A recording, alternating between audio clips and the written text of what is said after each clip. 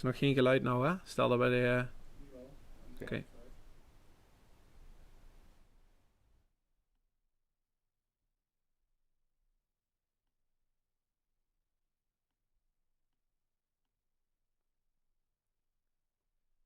Mail je mij even die link dan?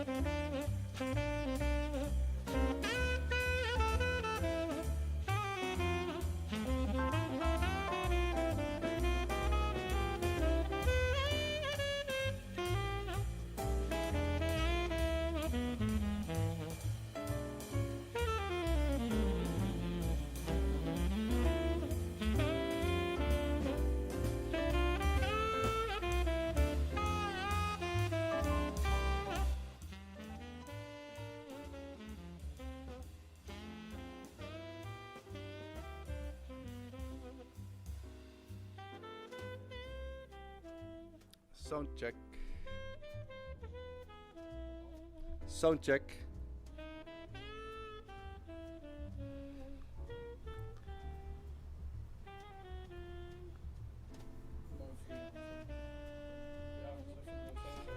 Goedenavond, dit is even een soundcheck hier vanuit Goesting Venray, waar we vanavond klaar zitten voor de Ik Rooi Maar Wat voetbalquiz.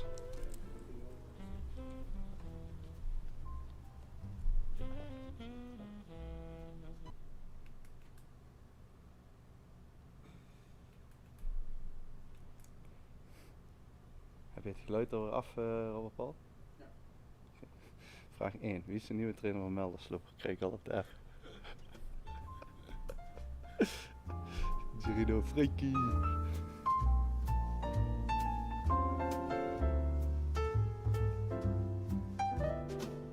Top, succes, stuurt Christ.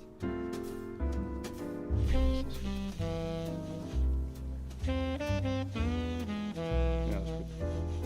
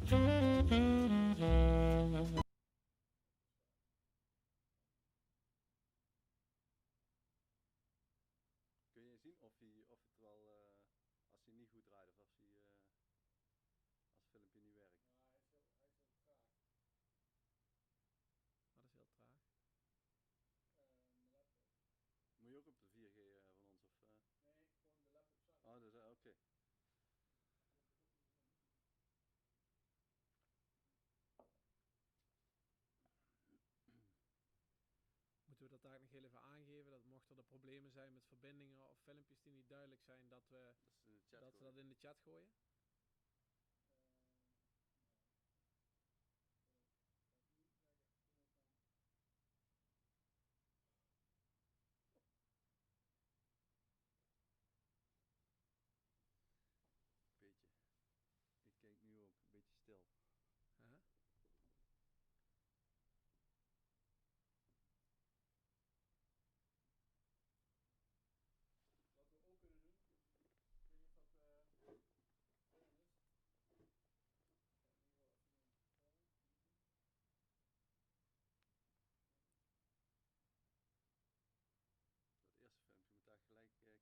eerste filmpje moet er gelijk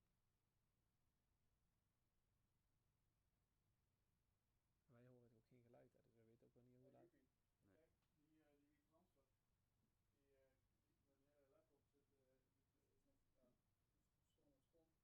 Wij horen ook geen geluid, hè, dus we weten ook nog niet hoe laat. Nee.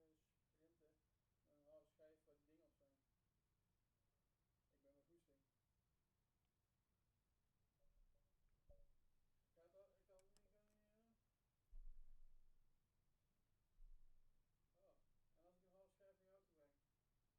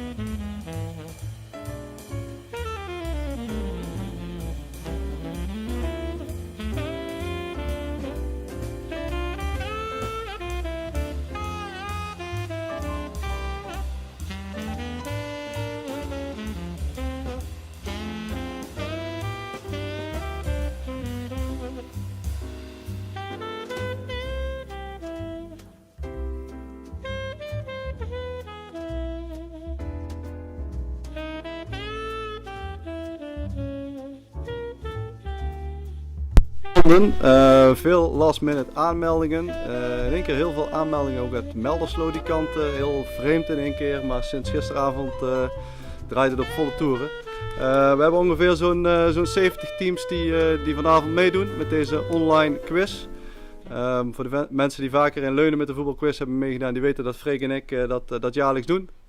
Nou, vanwege corona kon dat helaas dit jaar niet doorgaan en we gaan hem vanavond online doen.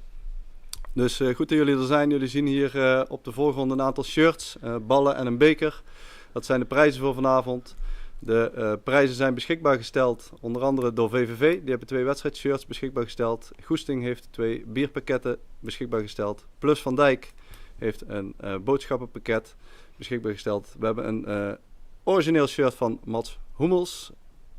van Paul van Boekel gekregen. 2 ballen. En we strijden natuurlijk vandaag om de trofee, de Pelemaas Cup.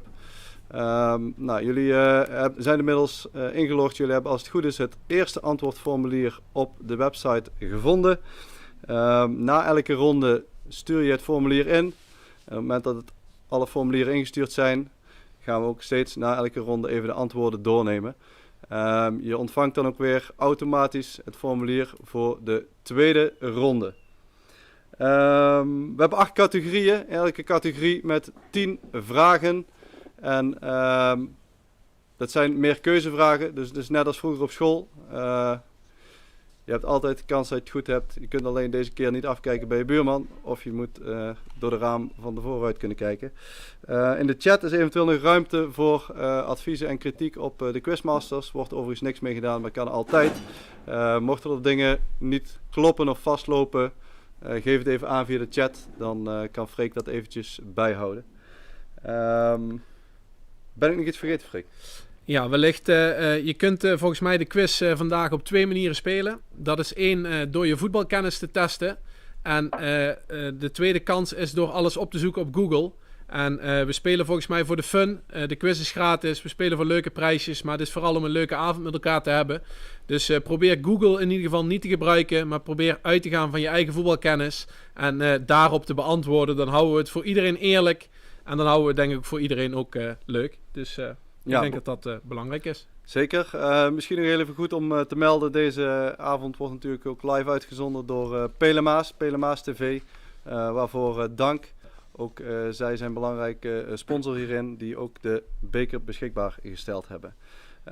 Wat ik al zei, 8 categorieën, 10 vragen. En we kunnen volgens mij langzaam naar ronde 1. En Freek gaat starten met ronde 1. We wensen iedereen heel veel succes. Yes.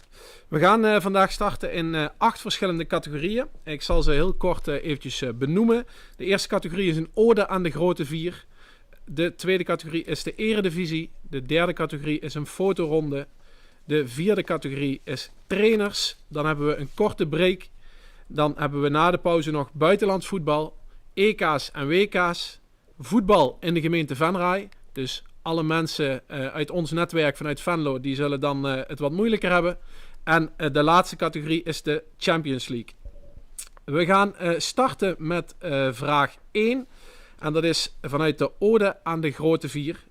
En de eerste vraag is: hieronder zie je de teamfoto van de laatste EK-wedstrijd waar de grote 4 in de basis stonden. Wie was de tegenstander in die wedstrijd? Is dat antwoord A, Rusland, B, Portugal, C, Denemarken of D, Duitsland?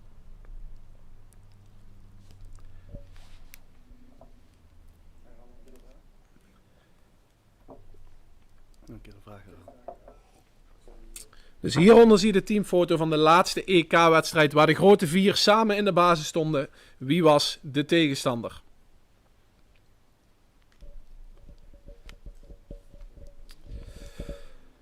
Oké, gaan we naar vraag nummer 2. Zet de grote 4 in de juiste volgorde van gespeelde interlands en begin bij degene met de meeste interlands. Antwoord A, Sneijder, Robbe, Van Persie, Van der Vaart. B, Robbe, Sneijder, Van der Vaart, Van Persie. C, Sneijder, Van der Vaart, Van Persie en Robbe. Of antwoord D, Sneijder, Van Persie, Van der Vaart, Robbe. Dus zet ze in de juiste volgorde van gespeelde interlands en begin bij degene die de meeste interlands heeft gespeeld.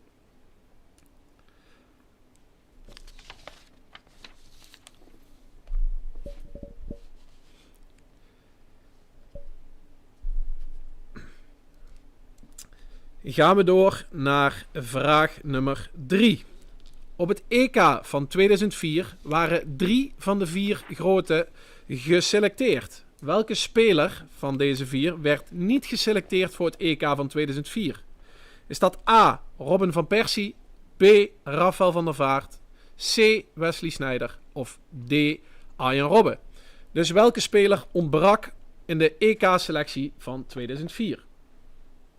Ja, en belangrijk dat je natuurlijk bij je antwoordformulier gewoon alleen A, B, C of D invult. Dus geen volledige namen of iets dergelijks. Alleen A, B, C of D is voldoende. Gaan we naar vraag nummer 4. Arjen Robben die werd in totaal 12 keer landskampioen met zijn club, waarvan 8 keer met Bayern München.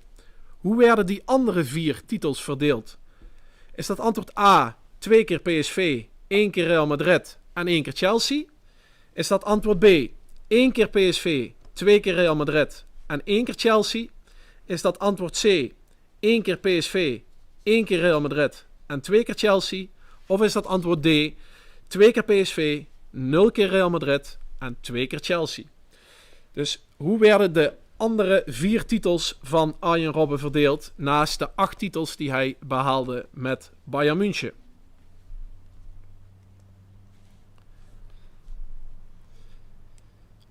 Gaan we naar vraag nummer 5. Welke speler maakte op 3 december 2000 zijn debuut in de Eredivisie? Is dat A, Van Persie, B, Van der Vaart, C, Sneijder of D, Robben? Dus wie maakte op 3 december 2000 zijn debuut in de Eredivisie? Als je ook nog de wedstrijd weet, zijn het extra punten natuurlijk. Die mag je in de chat zetten, die wedstrijd. Ja. Ik zie hier in de chat, Freek is redelijk slecht verstaanbaar. Dus wellicht kun je mij ietsjes harder zetten. Ja, heb ik. Helemaal fijn. Oké, gaan we naar vraag nummer 6. Wesley Sneijder speelde in zijn carrière voor 6 verschillende clubs. Maar voor welke club speelde hij de meeste wedstrijden? Is dat A, Ajax, B, Galatasaray, C, Inter Milan of D, Real Madrid? Dus Wesley Sneijder speelde in zijn carrière voor 6 verschillende clubs. En voor welke club speelde hij de meeste wedstrijden?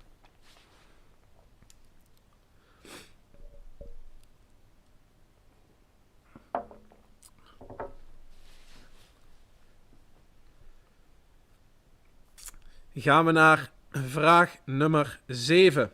Voor welke speler werd de grootste transfersom betaald? Is dat A, Van Persie, B, Van der Vaart, C, Sneijder of D, Robben?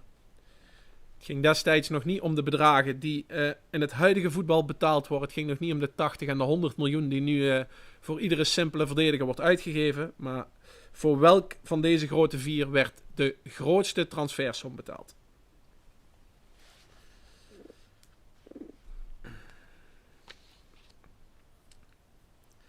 Gaan we door naar vraag 8. Robin van Persie behaalde met 1 club de finale van de Champions League.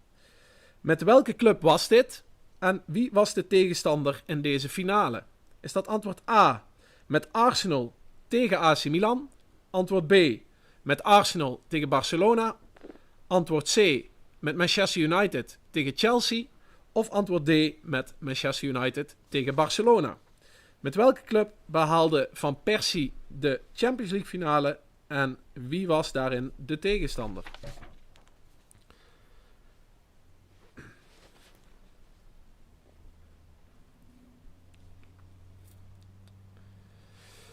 We gaan door naar vraag nummer 9. Voor welke club scoorde Rafael van der Vaart de meeste doelpunten? Is dat A voor Ajax? Is dat B voor HSV? Is dat C voor Real Madrid? Of is dat D voor Tottenham Hotspur? Dus voor welke club scoorde Van der Vaart de meeste doelpunten?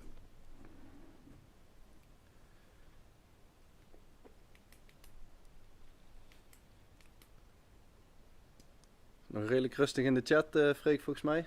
Ja, ik zie weinig vragen, dus ik denk dat het duidelijk is. Oké, helemaal goed. Goed, dan gaan we naar vraag nummer 10. En dat is de laatste van de eerste categorie. Hoeveel interlands speelden de grote 4 samen? Is dat tussen de 410 en de 420 interlands? Tussen de 420 en de 430 interlands? tussen de 430 en 440 interlands? Of is dat D tussen de 440 en de 450 interlands? Dus het zijn er een heleboel die ze samenspeelden. Waar zit het goede antwoord? En mocht je dat antwoord hebben gegeven en je hebt je formulier ingevuld, dan kun je op verzenden duwen. En als het goed is, krijg je dan de link naar het volgende antwoordformulier.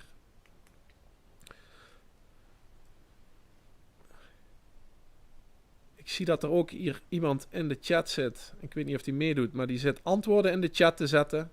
Dat is op zich niet de bedoeling, dus geen idee of die bij de quiz hoort, maar anders geen antwoorden in de chat, AUB. Wij gaan heel eventjes wachten, omdat we op televisie waarschijnlijk iets vertraging hebben. Dus we wachten heel even tot alle antwoorden allemaal binnen zijn. En dan gaan we eerst de eerste categorie even snel doornemen met de juiste antwoorden voordat we dadelijk naar Jaap gaan voor ronde 2.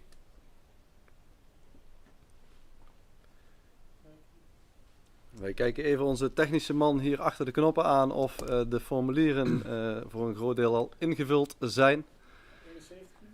Er zijn al 71 formulieren binnen, dus dan hebben we ook een beeld wie er daadwerkelijk meedoet vanavond. Dus flinke concurrentie. En denk er ook aan dat als je dadelijk het tweede formulier invult, dat de teamnaam exact hetzelfde moet zijn. Want anders haal je weinig punten als je iedere keer een lettertje anders schrijft. Dus denk eraan dat je dezelfde teamnaam steeds opgeeft. Ja, en misschien goed om ook nog eventjes aan te geven. We hebben straks de prijzen wel al voorbij laten komen, maar ook eventjes in de goede volgorde. De eerste prijs is het wedstrijdshirt van Mats Hummels met een boodschappenpakket van Plus van Dijk. De tweede prijs is de 2 wedstrijdshirts van VVV Venlo. En de derde prijs een bierpakket van Goesting. En degene die 50ste wordt, die krijgen nog 2 ballen. Dus niet voor de laatste, want dan wordt het misschien nog een strijd om alles fout te hebben. Maar degene die 50ste wordt, die krijgt nog 2 ballen. Dat sluit nu. Oké. Alle bladen zijn gesloten, dus Freek, we kunnen door naar de antwoorden van ronde 1. Helemaal goed. We gaan naar de teamfoto die jullie zagen. Waarin de grote 4 voor het laatst samen in de basis stonden. Dat was tegenstander Portugal op het EK van 2012.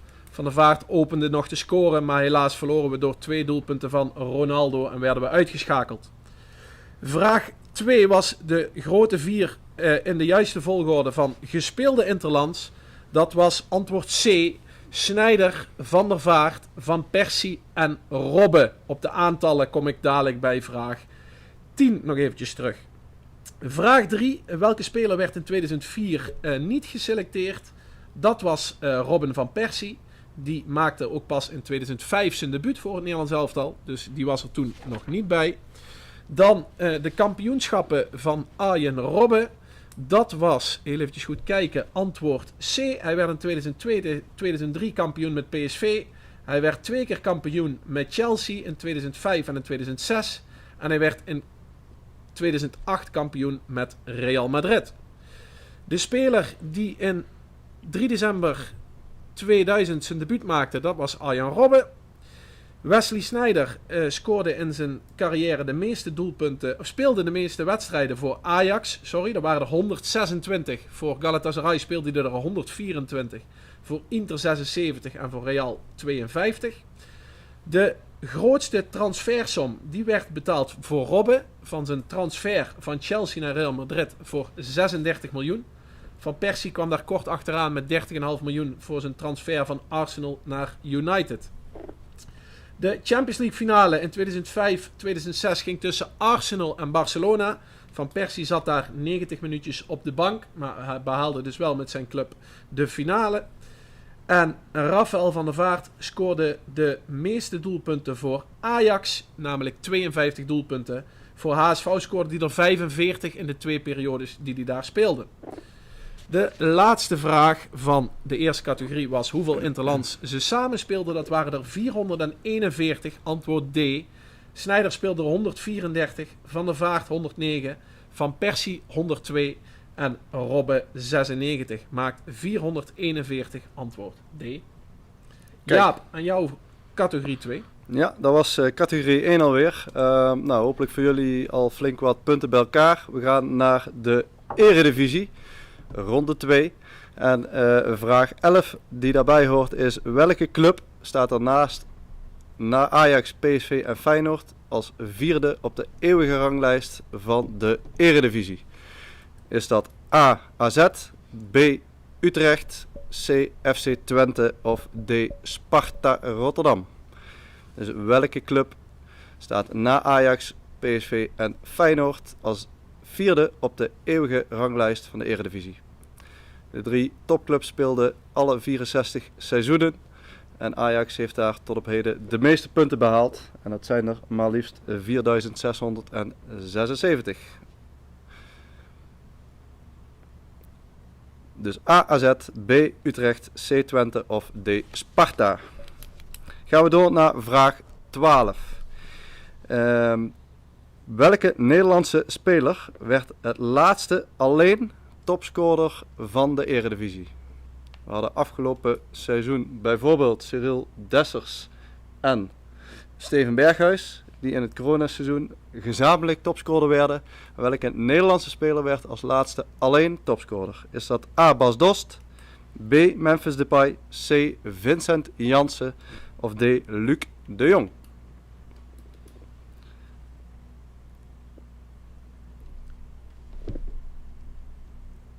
We hadden ook nog 2 buitenlandse topscorers. Die werden ook alleen topscorer. Jahan Baks in 2018 geloof ik en 2017 Jurgensen. Maar we zoeken de Nederlandse. Ik zie een aantal vragen voorbij komen. Jaap, zeg even antwoord A, B, C, D er van tevoren voordat je de antwoorden benoemt. En ik zie nog een vraag over die eeuwige ranglijst. Het gaat om het aantal punten wat ze gehaald hebben. Ja, klopt. Goeie vragen vanuit de chat. Vraag 12 dus: A. Bas Dost, B. Memphis Depay, C. Vincent Janssen of D. Luc de Jong? Ik krijg ook appjes, wat een kakvragen, veel te moeilijk. Dus ik zal niet zeggen van wie die afkomt. 13, vraag 13. Welke speler speelde de meeste Eredivisie-wedstrijden voor 1 club? Dus voor 1 club. Is dat A. Jan Willem van Ede, B. Wim Jacobs, C. Pim Doesburg of D. Sander Bosker? Dus het zijn 4 keepers. Welke keeper speelde de meeste wedstrijden, Eredivisie-wedstrijden voor 1 club? Ik zie, Jaap, dat de verkeerde antwoorden in beeld staan. Alleen antwoord A staat er goed in. Dus misschien nog goed om heel even de antwoorden te herhalen. A. Jan Willem van Ede, B. Wim Jacobs, C. Pim Doesburg en D. Sander Bosker. Yes. Wij kijken even onze technische man aan.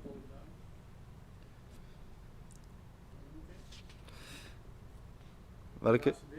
D. Sander Bosker.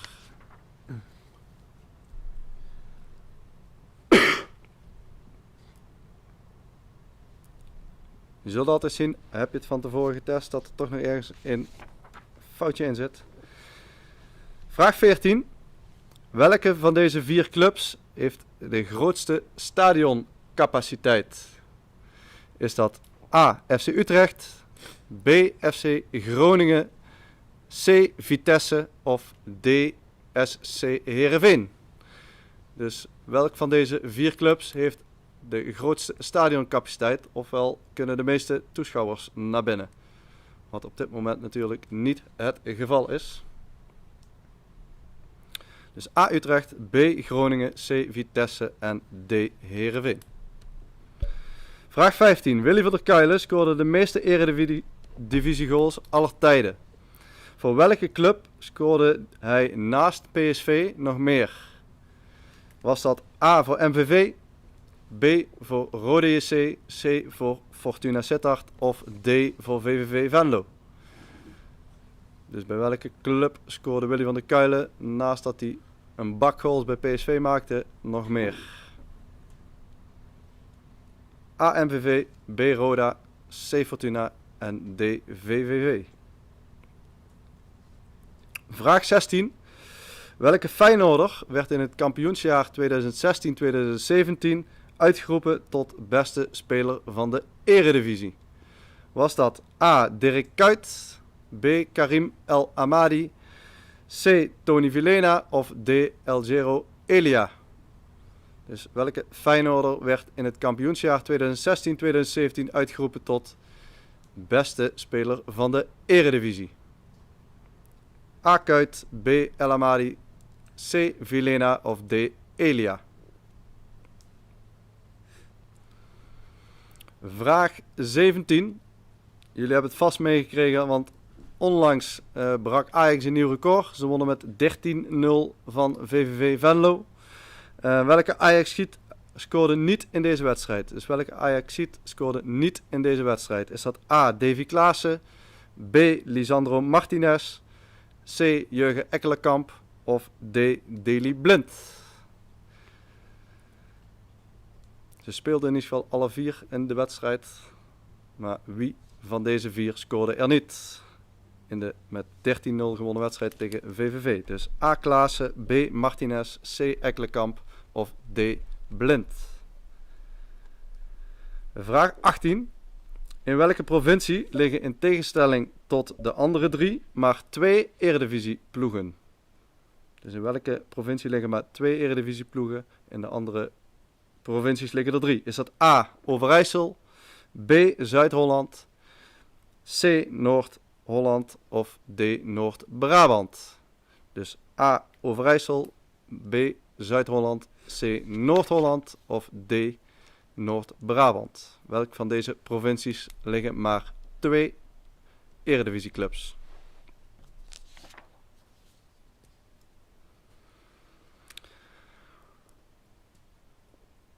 Dan zijn we al bijna aan het einde van deze ronde. We hebben nog 2 vragen waarvan we eerst vraag 19 hebben. Wie is de laatste speler die 2 keer achter elkaar topscorer werd van de Eredivisie? Is dat A. Ruud van Nistelrooy, B. Matthea Kezman, C. Klaas-Jan Huntelaar of D. Luis Suarez? Dus welk van deze 4 spelers was de laatste speler die 2 seizoenen achter elkaar topscorer van de Eredivisie werd? Dat is A. Ruud van Nistelrooy, B. Matthea Kezman, C. Klaas-Jan Huntelaar en D. Luis Suarez. De juiste antwoorden komen zo in beeld. Ze worden even ingetikt. En de vraag nog meer om de vraag af en toe nog eventjes te herhalen. Oké, dan gaan we dat nogmaals doen. Wie was de laatste speler die 2 keer op rij, dus 2 seizoenen achter elkaar, topscorer werd van de Eredivisie? Ik zie hier al een opmerking van Barry Jansen. Die ballen zijn voor ons. Dus die gaan al voor de 50ste plaats. Terwijl ze in Leunen volgens mij al eens ooit de eerste plek hebben gewonnen. Maar die hebben zich al neergelegd bij een plekje lager. En verder zie ik nog iemand die een antwoord typt. Dus de vraag om dat in ieder geval niet in de chat te doen. Laatste vraag in ronde 2 is vraag 20. En die gaat over scheidsrechters. Welke scheidsrechter floot in het coronaseizoen 2019-2020 de meeste Eredivisie-duels? Was dat A. Aller Lindhout, B. Danny Makkely, C. Dennis Hiegler of D. Bas Nijhuis? Dus welke van deze 4 scheidsrechters floot in het coronaseizoen 2019-2020 de meeste Eredivisiewedstrijden? Ik zag op de aanmeldingen ook de inschrijving van Nick Tunnissen, die momenteel tweede divisie fluit voorbij komen. Dus die heeft ze waarschijnlijk thuis allemaal op een telraam nageteld. Dus die heeft in ieder geval deze vraag goed beantwoord. Dat was de laatste vraag in deze ronde. Dus zorg dat je het formulier weer instuurt. Dus mocht je alles al ingevuld hebben, duw op verzenden. Je krijgt automatisch de link voor het volgende formulier. Denk weer eventjes goed aan het vermelden van de naam op de juiste wijze, op dezelfde wijze als het vorige formulier. Dan gaan wij zo meteen ook naar de antwoorden in deze ronde.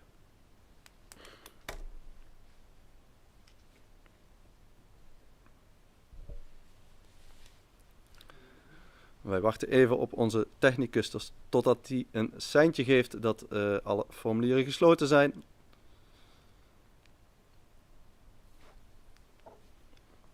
In de tussentijd zitten wij hier trouwens bij Goesting gewoon aan het water. Dus eventjes niet dat jullie hier denken van oké, het is corona, maar de organisatie zit zich hier lam te zuipen.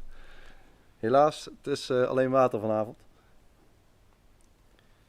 Je mag zeggen dat ze nog 30 seconden hebben. Jullie hebben nog 30 seconden om het formulier in te sturen. Dan gaat die gesloten worden. Dus mocht je nog ergens twijfelen, dan moet je snel zijn. Ik zie hier dat de veteranen van Venray ook nog heel graag een wedstrijdshirt willen doneren voor de prijzen. Dus Oké, ja. die zijn van harte welkom. Dus als je straks in de pauze even snel op en neer naar Goesting jaagt, dan kunnen we die ook nog even verloten straks. Dus wij wachten met z'n macht op het mooie shirt. Ja, er was net ook al een vraag over en die shirts van Nederlands Elftal en van Ajax. Zijn dat ook prijzen? Nee, dat is meer als decoratie. Dus die zijn niet te winnen. En de formulieren zijn gesloten. Dus we kunnen gaan naar de antwoorden in ronde 2. Dat was vraag 11. Welke club er vierde op de eeuwige ranglijst staat qua punten? Dat was FC Twente, antwoord C. Die staan vierde, Sparta vijfde, Utrecht zesde en AZ zevende. Vraag 12. De Nederlander die als laatste alleen topscorer werd van de Eredivisie was Vincent Janssen, antwoord C. Hij was in het seizoen 2014-2015 de laatste Nederlander die alleen topscorer werd. Luc de Jong werd het 2 seizoenen geleden samen met Dusan Tadic. Vraag 13. Welke speler speelde de meeste Eredivisie-wedstrijden voor één club? Dat waren de 4 keepers. Wim Jacobs speelde helaas maar 19 wedstrijden voor VVV, dus die redden het net niet. Het goede antwoord was antwoord D, Sander Bosker. Die speelde er 562.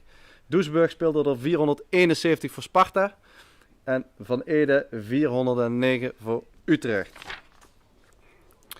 Welk van deze 4 clubs speelt in het grootste stadion qua capaciteit? Waar kunnen de meeste toeschouwers naar binnen? Dat is bij Heerenveen.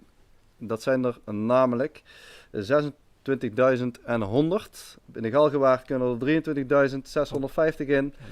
In Groningen ruim 22.000 en Vitesse, het minste van deze 4, kunnen er ruim 21.000 in. Dus het goede antwoord was antwoord D, Heerenveen.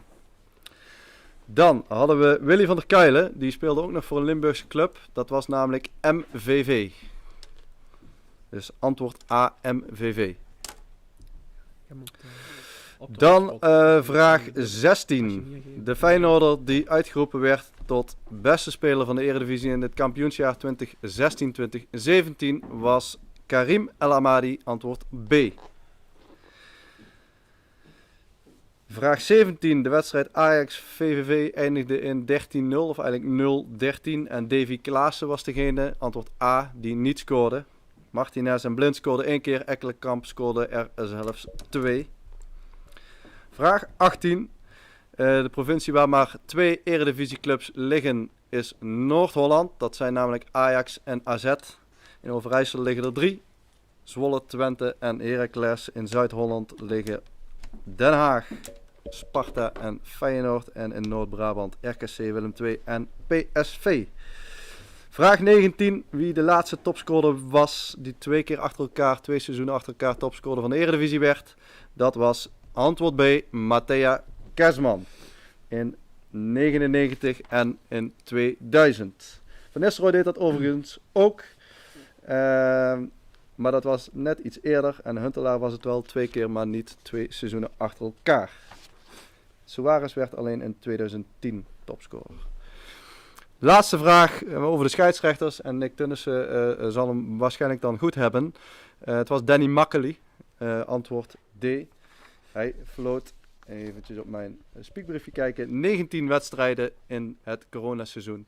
En Lindhout en Hiegler 17 en Nijhuis maar 15. Dus het goede antwoord was antwoord B, Danny Makkely. Freek, we gaan naar de fotoronde. Yes, dat gaan we zeker. Jullie krijgen dus dadelijk steeds een fotootje of meerdere foto's in beeld te zien. En daar gaan wij een vraag over stellen. komen we bij vraag 21. En daar zien jullie een foto van Real Madrid met het ontblote bovenlichaam van Cristiano Ronaldo. Welk destijds Jupiler League team kopieerde deze foto na het winnen van een periodetitel? Hij werd overal gedeeld. Is dat A, Almere City? Is dat B, Cambuur? Is dat C, De Graafschap? Of is dat D, Excelsior? Welke Jupiler League team kopieerde deze foto die viral ging op internet?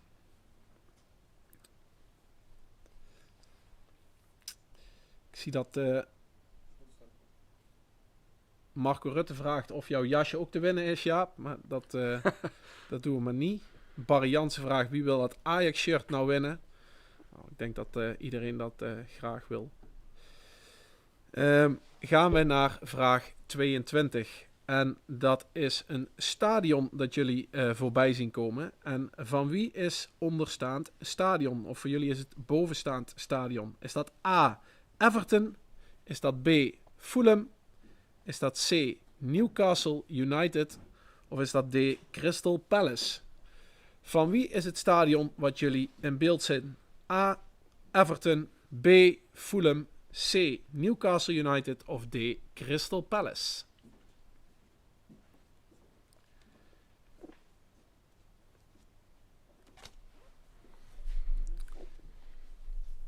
Gaan we naar vraag 23. Jullie zien dadelijk een carrière in beeld. Ik hoop dat die een beetje goed te zien is. Van wie is bijgevoegde carrière? Is dat A, Luca Toni, B, Hernan Crespo, C, Christian Vieri of antwoord D, Simone Inzaghi? Dit is een aardige clubhopper, dat zie je wel. Heel veel clubs gehad. Wie van deze vier is deze carrière?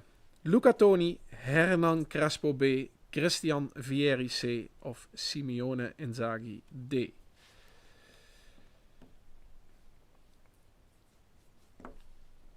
Gaan we naar vraag 24. Voor welke club speelden deze drie spelers samen op de foto? Dus je ziet drie spelers samen en speelden die A samen voor Helmond Sport, B samen voor NEC, C samen voor PSV of D samen voor AZ. Dus bij welke club speelden deze drie spelers samen?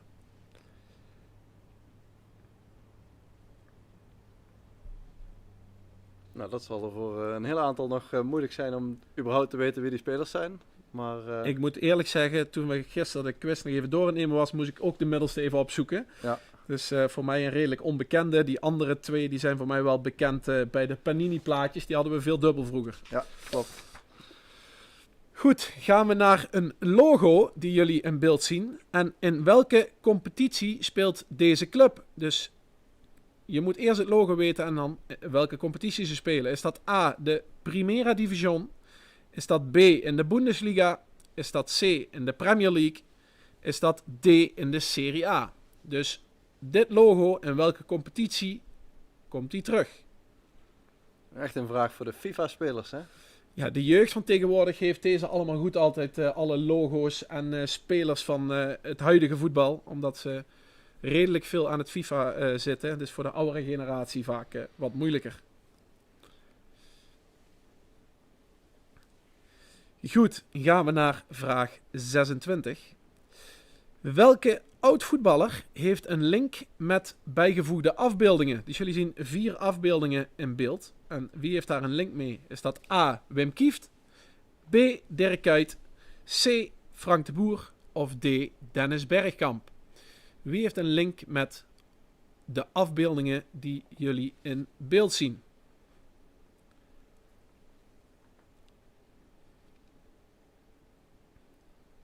Eigenlijk zou het mooi zijn als we deze vragen open konden stellen, want dan waren jullie misschien niet op de naam gekomen. Ik denk dat die nu goed te doen is. We gaan door naar vraag 27. In seizoen 2018-2019 werden 3 van onderstaande 4 spelers topscorer van de Premier League. Welke speler werd dat niet? Want die scoorde namelijk 1 doelpunt minder. Dus welke speler werd in het seizoen 2018-2019 geen topscorer van de Premier League? Die andere 3 werden het samen. Is het A. Salah, B. Mane, C. Aguero of D. Aubameyang?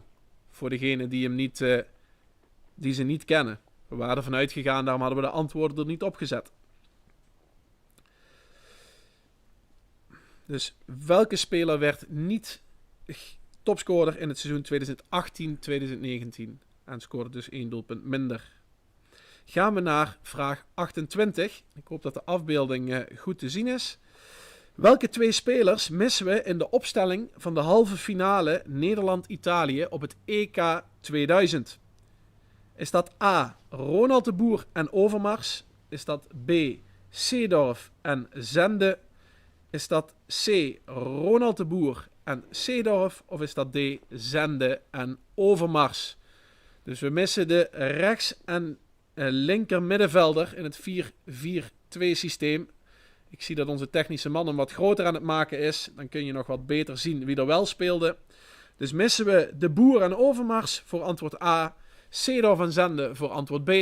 Ronald de Boer en Seedorf voor antwoord C. Of missen we Zende en Overmars voor antwoord D. Ik zal deze wedstrijd ondanks de afloop nooit vergeten, omdat hij op mijn verjaardag was. En 29 juni 2000. En echt een traumatische ervaring wil ik bijna zeggen. Want dat EK hadden we echt natuurlijk moeten winnen. Goed, gaan we naar vraag 29. En daar zien jullie weer 4 foto's.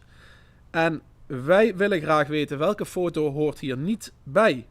Je ziet Luis Figo, je ziet Rivaldo, je ziet Samuel Eto'o en je ziet Luis Enrique. En welk van deze 4 foto's hoort er niet bij? Lastig. Ik denk lastig. En als ik hem straks uitleg, dan denken jullie waarschijnlijk, ach ja, dat hadden we kunnen weten. Maar Ja. het is een pittig vraag.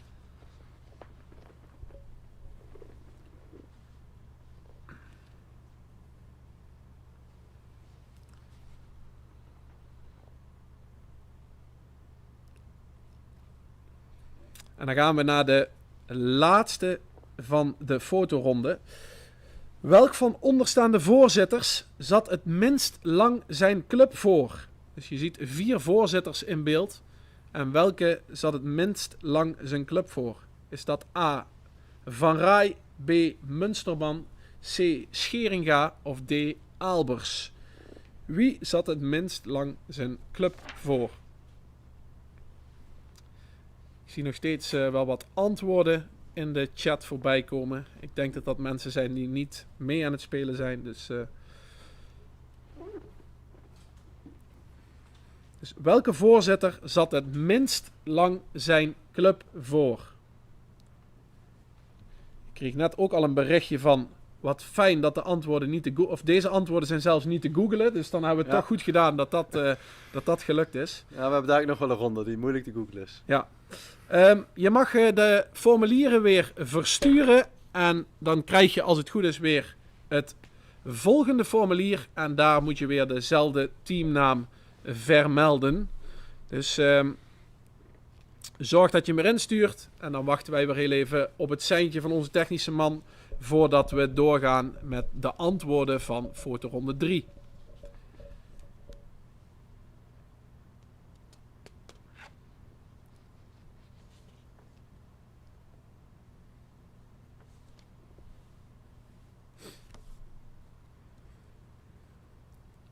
Ja, na fotoronde 3 hebben we nog 1 ronde en dan hebben we ook even een korte pauze.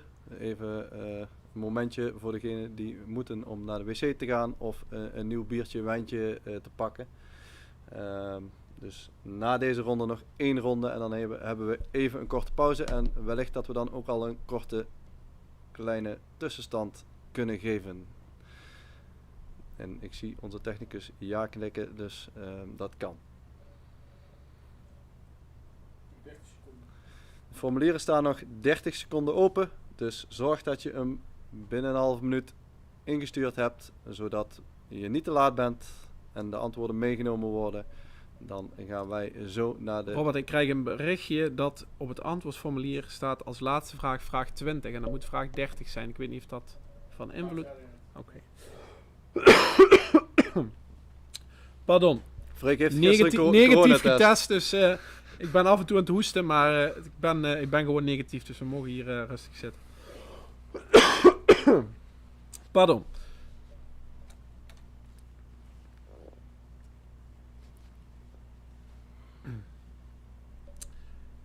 Laatste secondes tikken weg. Ja, de formulieren zijn gesloten, dus dat betekent dat we gaan naar de antwoorden. Het Jupiler League team dat de foto nabootste van Real Madrid, dat was Almere City. Keeper Ronald Koeman destijds stond met een iets te dikke buik in zijn slip op die foto en probeerde Ronaldo na te doen. Dat leek niet helemaal, maar die deden deze foto na. Het stadion wat jullie zagen, dat was St. James Park van Newcastle United. De clubhopper met 20 verschillende clubs, dat was Luca Toni. Dan zagen jullie 3 spelers die samen voor 1 club speelden. Die speelden samen voor NEC. Het was Kees Lok en Ernst Faber. En de middelste was Desmond Gemert. Ja, als je die niet meer kent, dan kent hem niet? ga je waarschijnlijk niet meedoen om de prijzen. Dus dat was natuurlijk een inkoppertje. Het logo wat jullie zagen, dat was van Bologna. En die spelen in antwoord D de Serie A. Dan zagen jullie 4 foto's die te maken hadden met een oud voetballer. Dat was antwoord D, Dennis Bergkamp. Want je zag op de foto van Almere City zijn zoon. Je zag Donny van der Beek, die gaat met de dochter van Dennis Bergkamp. Je zag 2 foto's. Eentje van Dennis de Menace, dat was zijn bijnaam in Engeland. En je zag een darter, Geraint Price. En zijn bijnaam is The Iceman. En ook dat was een bijnaam van Dennis Bergkamp. Dan hebben we de topscorers in Engeland. Dat waren 21 goals voor Salah, Mané en Aubameyang. En het antwoord was dus C. Aguero met 20 goals. Dan misten we 2 spelers in de opstelling van het Nederlands elftal op de EK in 2000. Dat waren Zende en Overmars. Seedorf die viel in deze wedstrijd. Ronald de Boer speelde zelfs helemaal niet. Dus we misten antwoord D, Zende en Overmars.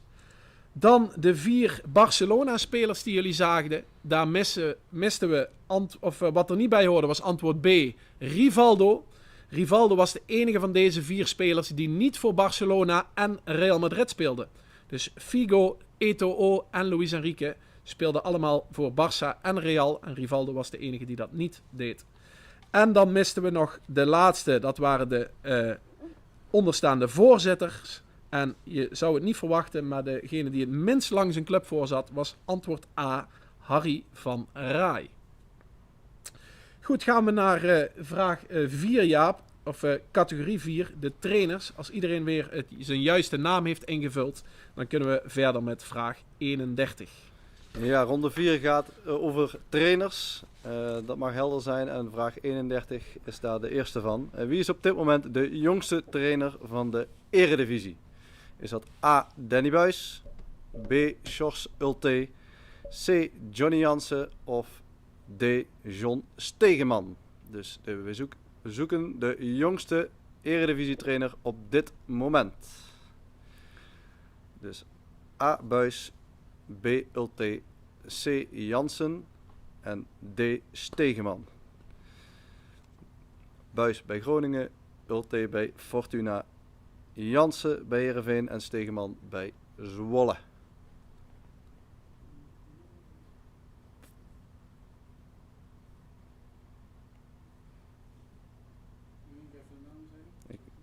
Ik meld nog 1 keer de namen voor onze technicus. A. Danny Buijs, B. Sjors Ulte, C. Johnny Jansen en D. John Stegeman. Ik krijg een berichtje, techniek loop achter. Dus wellicht heel even een break tot de goede antwoorden in beeld staan.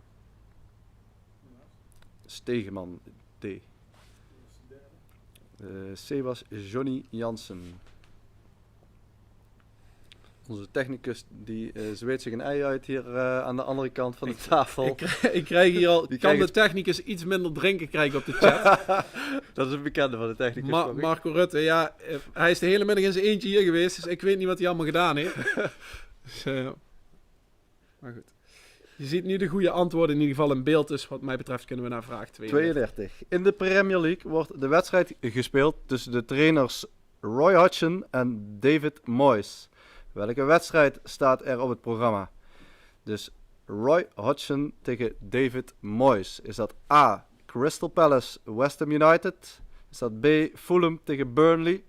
Is dat C. Leeds United tegen Sheffield United? Of is dat D. Burnley tegen Brighton and Hove Albion? Dus de vraag zien jullie niet, de antwoorden wel. Dus ik zal nogmaals de trainers benoemen waar het om gaat. Het gaat om de wedstrijd tussen de trainers Roy Hodgson en David Moyes. Moyes was volgens mij ook trainer bij Everton en bij Manchester United in het verleden. Dus A. Crystal Palace West Ham United. B. Fulham Burnley. C. Leeds United Sheffield United. Of D. Burnley tegen West Bromwich Albion.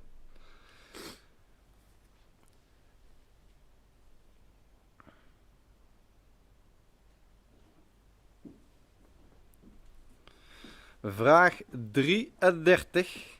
Er zijn 2 bondscoaches die beide 52 interlands aan het roer stonden van het Nederlands elftal. Welke 2 bondscoaches zijn dit? Of welke 2 trainers zijn dit? Is het A. Advocaat en Hiddink? B. Hiddink en Van Basten? C. Van Basten en Van Marwijk? Of D. Advocaat en Van Basten?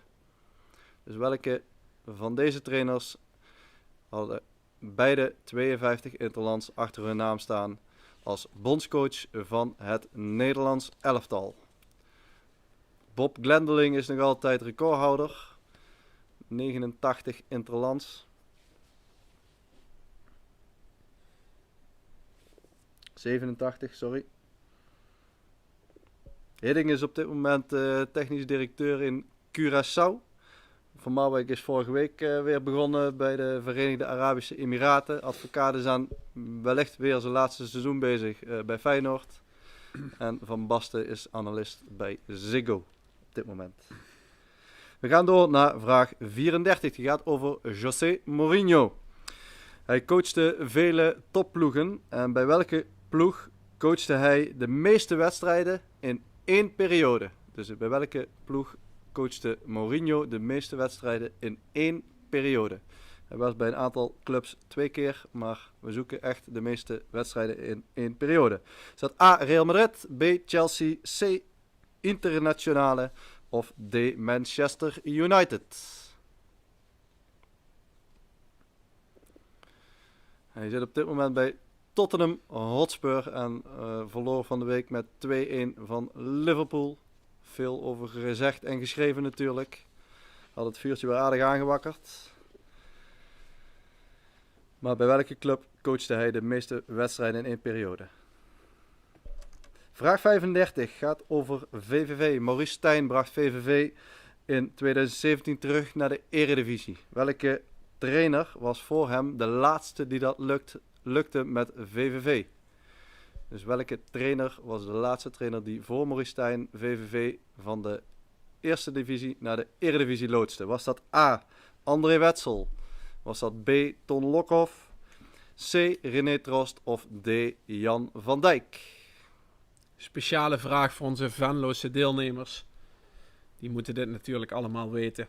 Zeker. En natuurlijk voor onze sponsors hier van Personato, die ook volgens mij meedoen en al jaren shirtsponsor zijn.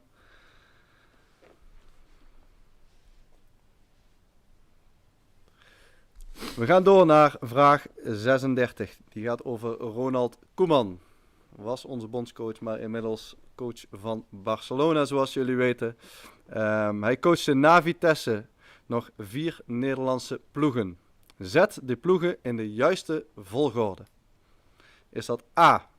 Hij ging na Vitesse naar PSV, vervolgens naar Ajax, toen naar AZ en toen naar Feyenoord. Is dat B.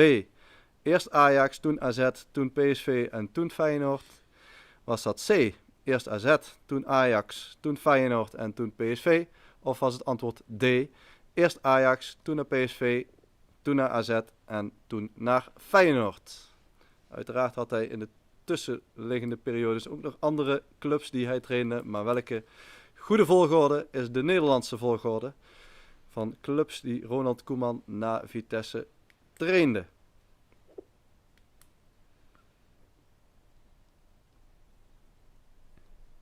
Hoe is het in de chat, Freek? Nog redelijk rustig.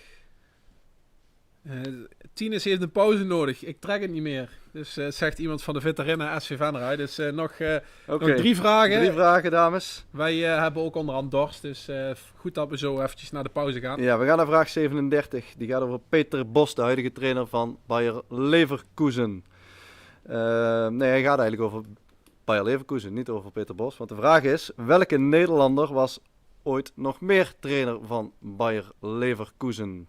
Was dat A. Leo Beenhakker, B. Jos Luhukay, C. Huub Stevens of D. Rinus Michels? Dus wie was er naast Peter Bos ook nog trainer van Bayer Leverkusen? Ons Huubke is weer begonnen vandaag hè, bij, bij Schalke. Die zei volgens mij ben ik laatst nog bij Eredivisie op zondag van ik ga geen club meer coachen en hij is weer interim bij Schalke. Dus ook die gaat weer lekker aan de bak. Dan denk ik dat de advocaat volgend jaar ook wel ergens trainer is. Die kans is zeer aanwezig. Vraag 38, die gaat over Andries Jonker. Hij was onlangs nog trainer in de Bundesliga bij VfL Wolfsburg. Bij welke club is hij momenteel de trainer? Dus bij welke club is Andries Jonker momenteel trainer? Is dat bij SC Telstar, bij B Willem II, bij C MVV of D Go Ahead Eagles? Dus is dat A Telstar, B Willem II, C MVV of D de Eagles? Waar is Andries Jonker op dit moment de hoofdtrainer?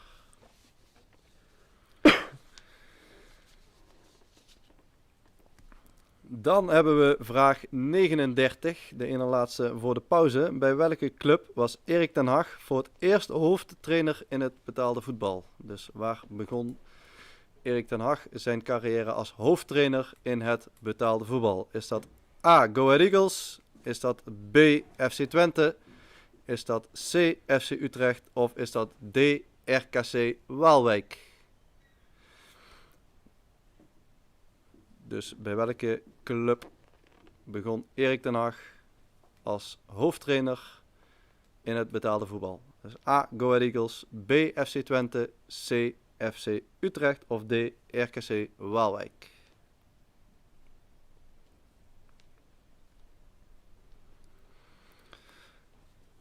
Dan gaan we door naar de laatste vraag en dat is vraag 40. En die gaat over Hans-Dieter Flick. Hansi Flick, hoofdtrainer momenteel bij Bayern München en een zeer succesvol hoofdtrainer bij Bayern München. Maar vreemd genoeg was hij, voordat hij hoofdtrainer werd bij Bayern München, slechts eenmaal hoofdtrainer bij een andere club. Hij was vaak assistent, maar hij was maar eenmaal hoofdtrainer bij een andere club. Welke club was dat? Is dat A. Eintracht Frankfurt, B. Hoffenheim, C. Köln of D. Wolfsburg? Dus bij welke club was Hans-Dieter Flick momenteel hoofdtrainer van Bayern München? Voordat hij bij München kwam, hoofdtrainer. Was dat A. Eintracht Frankfurt, B. Hoffenheim, C. Köln of D. Wolfsburg? Denk weer aan het goed invullen van de naam. En heb je alle antwoorden ingevuld, verstuur het formulier. Zodat wij zo meteen, voordat we echt pauze gaan houden, nog eventjes de antwoorden met jullie doornemen. En jullie dan eventjes rustig naar de wc kunnen of aan een sigaretje kunnen trekken.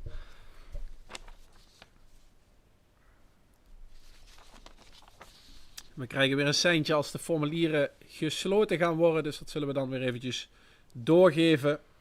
En dan gaan we naar de laatste antwoorden. En dan beginnen we na de pauze in ieder geval met een tussenstand. En dan gaan we door naar de laatste 40 vragen. We zijn na de introductie ongeveer 50 minuten bezig. Dus na de pauze nog ongeveer 50 minuten. En dan zit hij er alweer op. En hebben we hopelijk allemaal een mooie avond gehad. 30 seconden? Nog 30 seconden blijven de formulieren open. En dan gaan we hem sluiten.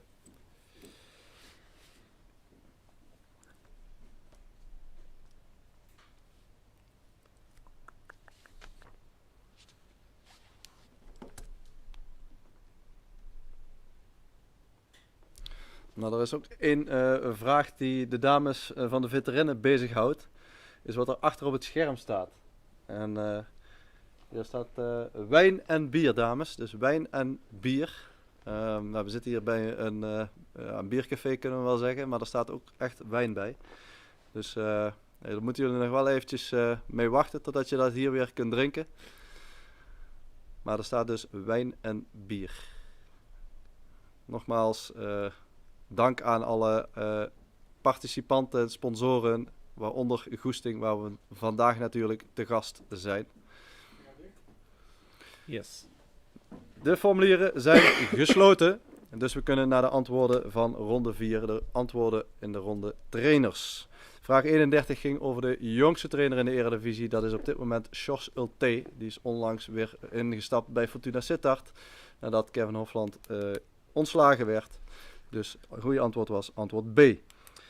De wedstrijd die we zochten tussen Hodgson en Moyes was Crystal Palace tegen West Ham United. Dan vraag 33. De bondscoaches met 52 wedstrijden aan het roer. Dat waren Van Basten en Van Marwijk. Dus het goede antwoord was antwoord C. Advocaat coachte er 62 en Hiddink 48. José Mourinho, die coachte veel topploegen, maar bij Chelsea coachte hij de meeste wedstrijden in één periode. Dat waren er 184 en dat was in zijn eerste periode. Bij Real 178, dus dat zat er niet heel ver vanaf. Bij Internationale 108 en bij United 144. Dan was Jan van Dijk, antwoord D, de trainer die voor Maurice Stijn als VVV naar de Eredivisie loodste. Dat was in het seizoen 2009, volgens mij. Wetzel zat daarvoor voor Van Dijk en Trost en Lokhoff zaten beide voor Maurice Stijn als hoofdtrainer. Maar lukte het niet om te promoveren. De route die Koeman in Nederland aflegde om te zorgen dat hij de clubs trainde was antwoord D. Hij ging vanuit Vitesse naar Ajax, vervolgens naar Benfica, toen naar PSV, vervolgens naar Valencia, toen naar AZ en naar Feyenoord. Dus antwoord D was het goede antwoord. Ajax, PSV, AZ en Feyenoord. Vraag 37 was antwoord D. Rinus Michels was in het verleden ook coach van Bayer Leverkusen. Dus Jos Luhukay, zeer succesvol. En ook Huub Stevens in Duitsland. En Leo Beenhakker heeft nooit in Duitsland gewerkt. In ieder geval niet als trainer. Vraag 38. Andries Jonker is op dit moment trainer van Telstar. In de keukenkampioen-divisie. Het goede antwoord was dus antwoord A. 39. Bij welke club Ten Hag begon als hoofdtrainer in het betaald voetbal was natuurlijk Go Ahead Eagles. Ook antwoord A, het goede antwoord. Hij speelde overigens wel nog bij Twente en RKC en was ook trainer bij Utrecht. En de Hans-Dieter Flick was ooit hoofdtrainer bij Hoffenheim. Dus antwoord B. Verder was hij vooral assistent bij onder andere de Duitse Mannschaft en Rasenballclub Salzburg. Er worden hier wat briefjes links en rechts ik heb toegestoken. een tussenstandje gekregen van onze technische man. En op de derde plaats staat op dit moment Nick Tunnissen. Zie je, dat komt toch door die scheidsrechtersvraag. Hij staat op de derde plek. En wellicht met zijn compaan, maar de naam is in ieder geval Nick Tunnissen. Op plek 2 staat Vakkie BB. Geen idee wie het is. Maar dat is Vakkie BB. En op de eerste plaats op dit moment de Bulldozer. Dus geen idee wie het is ook. Ik ken het e-mailadres ook niet. Dus, maar die staan op dit moment op 1, 2 en 3. Het is nu 21 uur 33. We gaan over 12 minuten. 21 uur 45 gaan we weer starten met de volgende ronde. Dus even een kleine plas- en drinkpauze.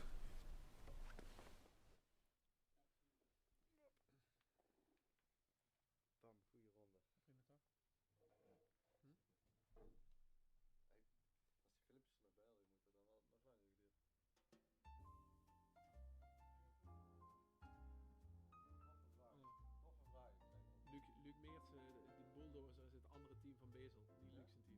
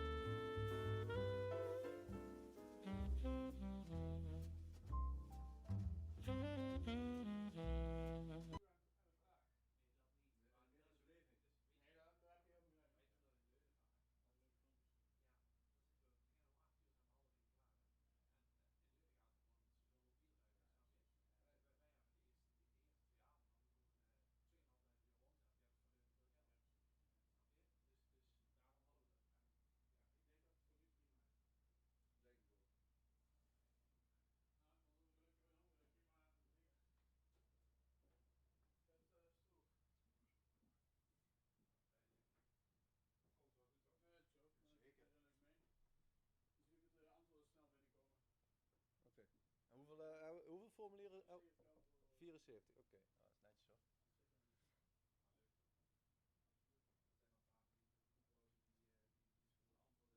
Dat is netjes hoor. Tussenstand, vraagteken. Wie staat er momenteel 50ste? Dat is ook even. Dat is ook wel leuk.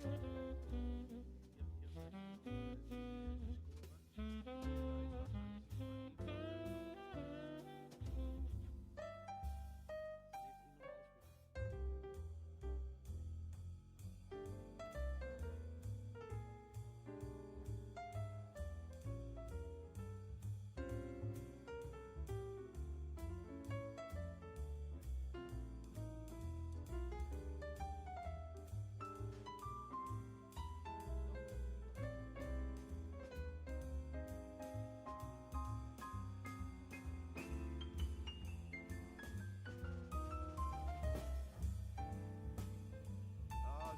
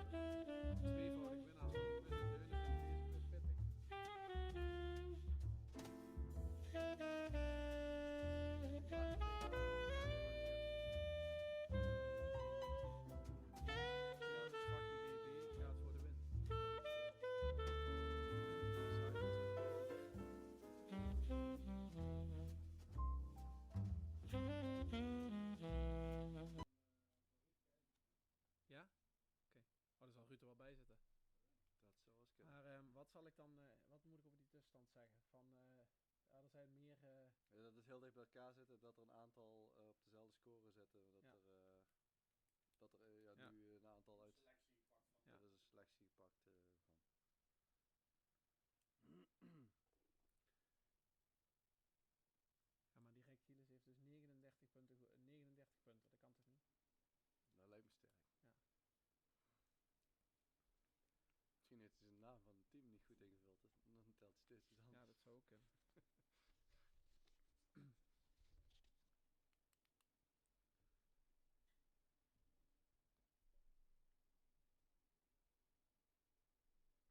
Moeilijk man, die quiz, dat Baltussen.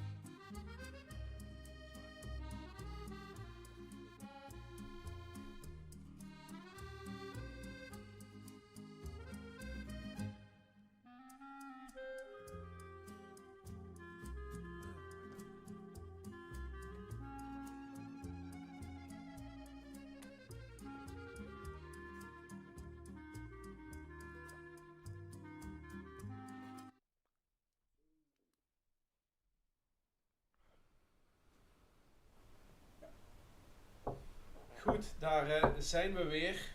We gaan zo meteen verder met vraag nummer 41 in de 5e categorie buitenlands voetbal.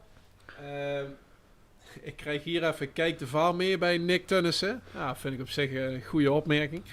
Ik zie de tweevoudig winnaars van de quiz in Leunen vinden deze quiz pittig. Ik zag ook voorbij komen, wij hebben maar 1 fout. Ook knap. Dus ik denk dat je dan of een goede Google machine hebt of dan doe je het echt heel erg goed. Dus dat is knap. Maar de tussenstand was er waren er 3 uit de top. Er stonden er ongeveer 10 binnen een paar punten. En Robert, onze technische man, heeft even snel er een aantal uitgepakt. Dus er zijn nog genoeg mensen die deelnemen om de prijzen. En we gaan straks krijg je de juiste punten ook allemaal te zien. En de gehele uitslag komt na de quiz op de website ikrooimawat.nl te staan. We gaan verder met vraag 41. Wat was de eerste Europese club van Mohamed Salah? Is dat A. Hoffenheim, B. Stade Rennes, C. FC Basel of D. Chelsea? Dus wat was de eerste Europese club van Mohamed Salah? Momenteel natuurlijk een fenomeen bij Liverpool, maar heeft daarvoor ook al een aantal clubs in Europa gehad. Wat was de eerste Europese club?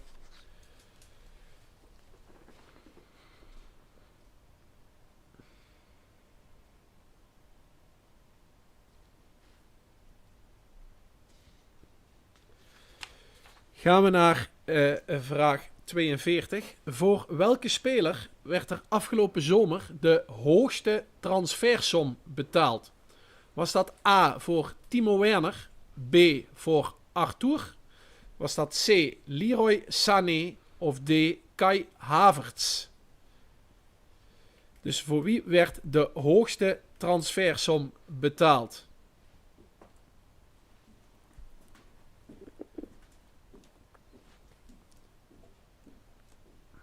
Is het A. Timo Werner, B. Arthur, C. Leroy Sané of D. Kai Havertz? En gelukkig krijgen we hier op de chat door dat Wamberto gelukkig geen buitenspel stond tegen Utrecht. Ik zag die teamnaam voorbij komen en ik vond het leuk bedacht. Dus hij stond inderdaad geen buitenspel. Er waren nog wel meer teams die dachten een leuke teamnaam in te sturen. Omdat die dachten dat wij elke teamnaam uit moesten spreken. Maar dan bleek dat ze hem zelf in moesten typen. Dus volgens mij hebben ze toch nog snel even geswitcht. Ja. Er zijn ook veel die na een week waren vergeten, zeg maar. Wat ze wel ingevuld hadden. Dat is ook Ja, dat klopt. Goed, we gaan naar vraag 43. Welke club promoveerde afgelopen zomer niet naar de Serie A? Dus 3 van deze 4 promoveerden wel naar de Serie A. Maar wie promoveerde er niet naar de Serie A? Is dat A. Spal, B. Benevento, C. Crotone of D. Spezia? Wie promoveerde er niet? Nou, het zou ook zo 4 gerechten kunnen zijn als je het zo uitspreekt. Nou, ik krijg er in ieder geval honger van. Ja, inderdaad.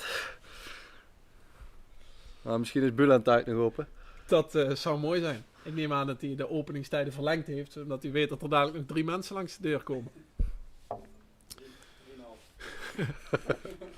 Goed, we gaan naar vraag 44. Welke Nederlander werd ooit topscorer van de Portugese competitie? Was dat A. Pierre van Hooijdonk, B. Ricky van Wolfswinkel, C. Gerald Hasselbank of D. Bas Dost? Wie werd er ooit topscorer van de Portugese competitie?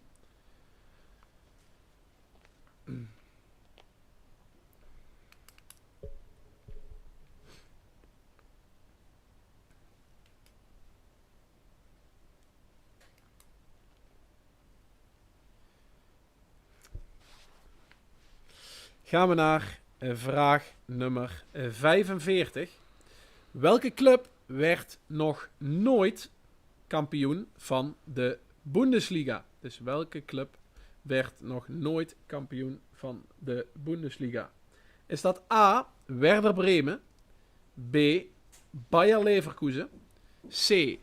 VfB Stuttgart of C. FC Köln? Dus welke club werd er nog nooit kampioen van de Bundesliga? A. Werder Bremen, B. Leverkusen, C. Stuttgart of D. FC Köln?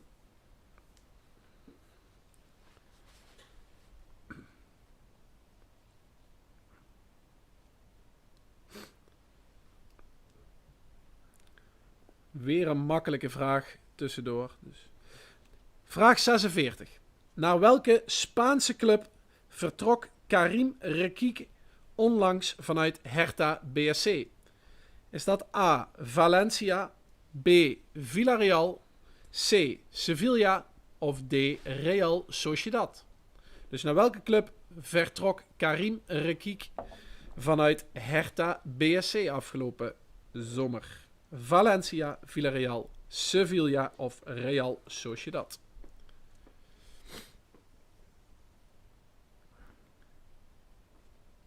En dan gaan we naar vraag 47. Wie is recordkampioen van Frankrijk met 10 titels? Is dat A. AS Monaco, B. Olympique Marseille, C. Paris Saint-Germain of D. Saint-Étienne? Dus A. Monaco, B. Marseille, C.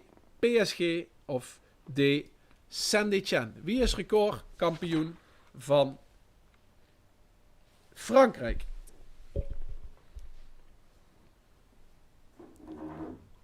Tien titels, dat is niet veel. Zijn er niet veel, nee. Nee. Ik zie Etienne niet helemaal goed geschreven, maar Kleinigheidje. dat vergeven we. Dus, en antwoord C is PSG. Dus AS Monaco, B Marseille, C Paris Saint-Germain en D is Saint-Étienne.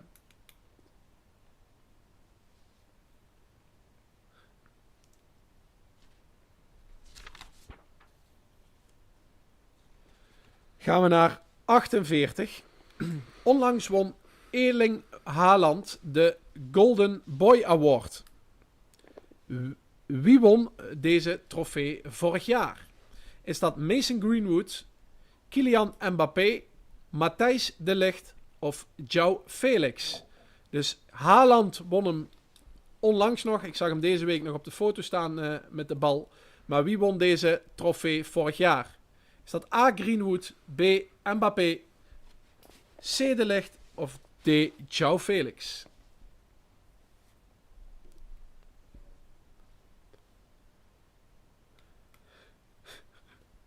Robert, Marco zegt respect voor de spelling van alle teams. Ja. Hij incasseert ze met alle plezier, Marco. Gaan we naar vraag 49. Zlatan Ibrahimovic maakt nog steeds furoren in de Italiaanse Serie A. Voor welke club scoorde hij de meeste doelpunten? Is dat A voor Paris Saint-Germain, B AC Milan, C Internationale of D LA Galaxy? Hij heeft er een hele bult gemaakt, maar bij welke club scoorde hij de meeste doelpunten?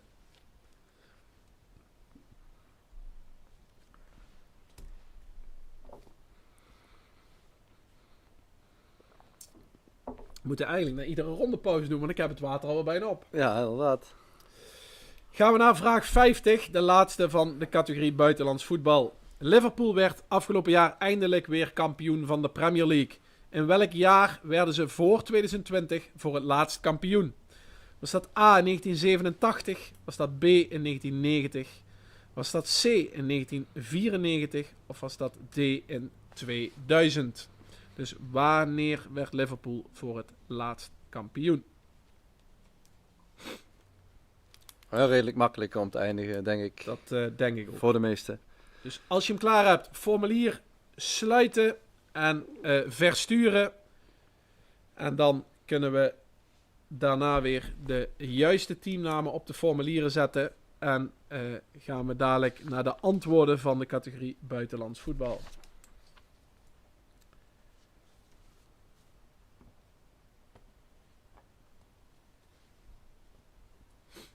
We krijgen zo een seintje als de formulieren weer zijn gesloten.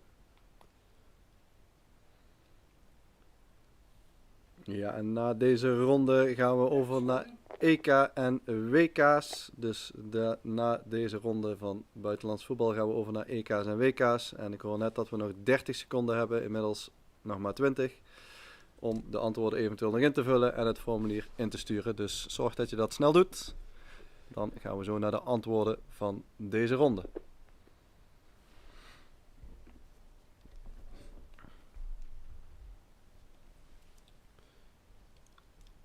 Zijn ze binnen de formulieren?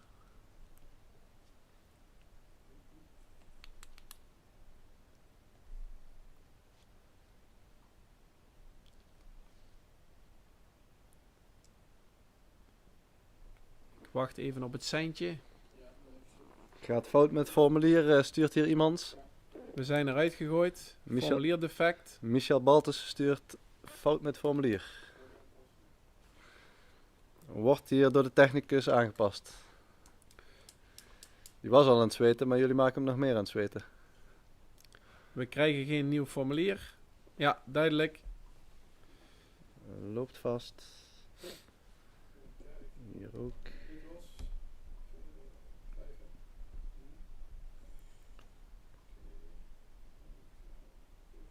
Ze krijgen nu een formulier van de historie in Venray. Ja, dat is ook leuk. Ah, dat is ook wel leuk.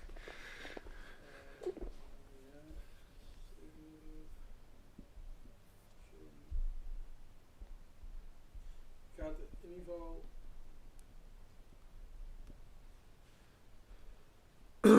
De ingevulde formulieren zijn dan wel goed. Ja, nee, het komt allemaal aan. Alleen, Ja. Oké, dus dat De sturen wat mensen. formulieren zijn goed. Sturen wat Alleen, mensen dat die je krijgt zo een nieuwe link van het juiste formulier voor vraag. die Ze- gaan we in de chat zetten. Dan kunnen de mensen hoe het snelst is. Dus de antwoorden die jullie in hebben gestuurd, daar is niks mis mee. Die zijn allemaal goed ontvangen. Jullie krijgen nu via de chat een link, als het goed is, met het nieuwe formulier.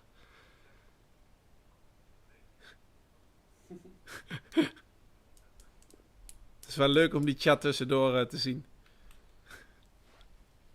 Goed, Robert, volgens mij kunnen wij wel de antwoorden gaan behandelen. Hè? Ja. Oké, we gaan naar de antwoorden van vraag 5. De eerste Europese club van... Zo. Van Salah was FC Basel. Hij speelde ook nog voor AS Roma en Chelsea. Maar de eerste club was FC Basel. De speler waar de hoogste transfersom voor werd betaald was Kai Havertz. Daar werd 80 miljoen voor betaald. Voor Arthur werd 72 miljoen betaald. Werner 60 en Sané 49 miljoen. De club die niet promoveerde, dat was antwoord A, Spal, want die degradeerde. De Nederlander die topscorer werd in Portugal, dat was Bas Dost met 34 doelpunten in 31 wedstrijden. De club die nog nooit kampioen werd van de Bundesliga, en dat is misschien verrassend en hopelijk gaan ze het dit jaar worden, is Bayer Leverkusen. Dus die werden nog geen kampioen van de Bundesliga. Karim Rekik die vertrok onlangs naar Sevilla, ook wel bekend denk ik. De recordkampioen in Frankrijk, dat is Saint-Étienne met 10 titels. Marseille en Paris Saint-Germain die hebben 9 titels en Monaco heeft 8 titels. Dus Saint-Étienne was het goede antwoord. Dan de Golden Boy Award, die werd vorig jaar gewonnen door João Felix. Het jaar daarvoor werd hij gewonnen door Matthijs de Ligt, maar vorig jaar door João Felix. Ibrahimovic maakte nog steeds de meeste doelpunten voor Paris Saint-Germain. Daar scoorde hij er volgens mij ieder jaar minimaal 30, dus daar scoorde hij de meeste doelpunten. 113 doelpunten in totaal. En Liverpool werd voor het laatst kampioen in 1990, 30 jaar geleden. Dus antwoord B. Ik zie dat in de chat het goede formulier erin komt. Klopt dat? Er zijn ook mensen die niet gebruik kunnen maken van de chat. Nee, dan ga ik even de code voor in beeld zetten. Dus onze technicus Robert Paul gaat eventjes de code in beeld zetten, zodat... Eventjes, een klein ding. Of ik stuur even een mail. Huh? Ja, dat kan. Ik krijg hier ook nog een vraag, Freek, van Mark Blenkers. Ik weet niet of ik die kan stellen, maar die vraagt of jij nog even in je blote reet hier voor de camera wil verschijnen. Om een beetje amusement erin te brengen. Maar bij deze, ik heb het gevraagd. Ik denk dat hij het antwoord weet. Ja, gaat zo gebeuren, Mark. Ik ga de juiste forms link nu ook nog naar jullie mailen op een reply van de vorige mail. Dus die is nu verzonden. Dus als je die nog niet via de chat kan openen, dan heb je hem als het goed is nu in je mailbox zitten.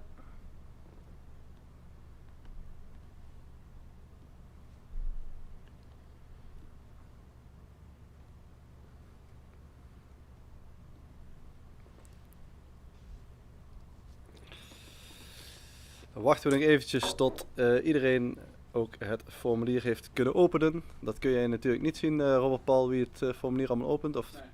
Dat dacht ik al.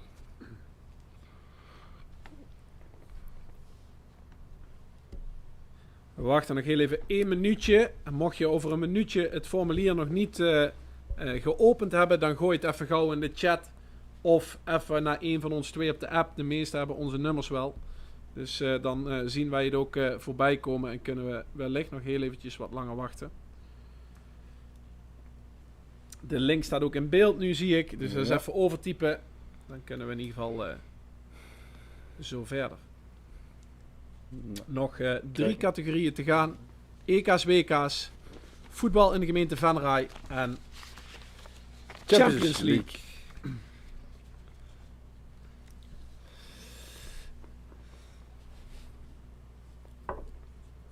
Ja, we zijn er weer, stuurt de mensen. Het is gelukt. Krijg ik al Ja. wat appjes binnen. Dus het lijkt de goede kant op te gaan. Dat ook het formulier EK's en WK's inmiddels beland is bij de mensen in de huiskamer. Ik wacht nog heel eventjes tot Robert Paul het seintje geeft dat we weer door kunnen.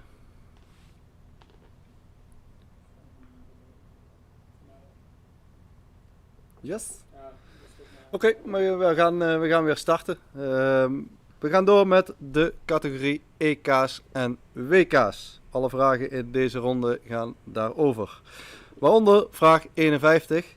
België die waren halve finalist op het WK in 2018. Maar van wie wonnen de Belgen in de 8e finale?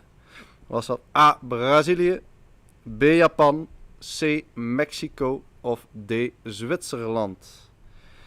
Dus won België op het WK van 2018 in de 8e finale van A. Brazilië, B. Japan, C. Mexico of D. Zwitserland.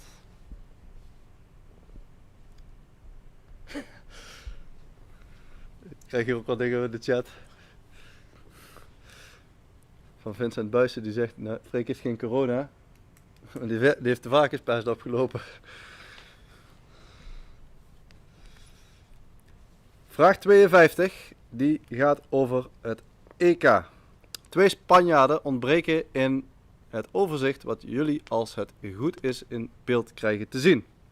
Welke 2 Spanjaarden ontbreken op dit lijstje met meest gespeelde wedstrijden op een EK? Ik zie hem nog niet, maar ik loop Zien. zelf iets achter. Dat is dat A. Sergio Ramos en Iker Casillas. Zijn dat B. Iker Casillas en Xavi? Zijn dat C. Xavi en Andrés Iniesta? Of D. Iniesta en Cesc Fabregas? Dus welke 2 Spanjaarden missen we in dit lijstje waar jullie onder andere ook Edwin van der Sar zien staan met 16 gespeelde EK-wedstrijden en Ronaldo die nog... We zijn nog één keer vraag 1. Ik heb hem niet in beeld. Ik moet het laptop hier. Oké, ik begrijp van onze technicus dat De antwoorden zijn niet in beeld. Dus de antwoorden van vraag 51 niet in beeld zijn geweest. Dus de vraag over België, die ga ik nu dan ook nog eventjes opnieuw stellen. België was in de halve finale van het WK 2018 beland. Maar van wie wonnen ze in de 8e finale? Was dat A. Brazilië, B. Japan, C. Mexico en D. Zwitserland. Dus hij staat inmiddels in beeld. Dat was vraag 51 51 voor de duidelijkheid. Dat was vraag 51. Die was blijkbaar net niet in beeld, dus nu wel. Vraag 52, die kregen we daarna. Ja. En ik ga even Robert Paul aankijken of die kan nog door. eerst in beeld komt.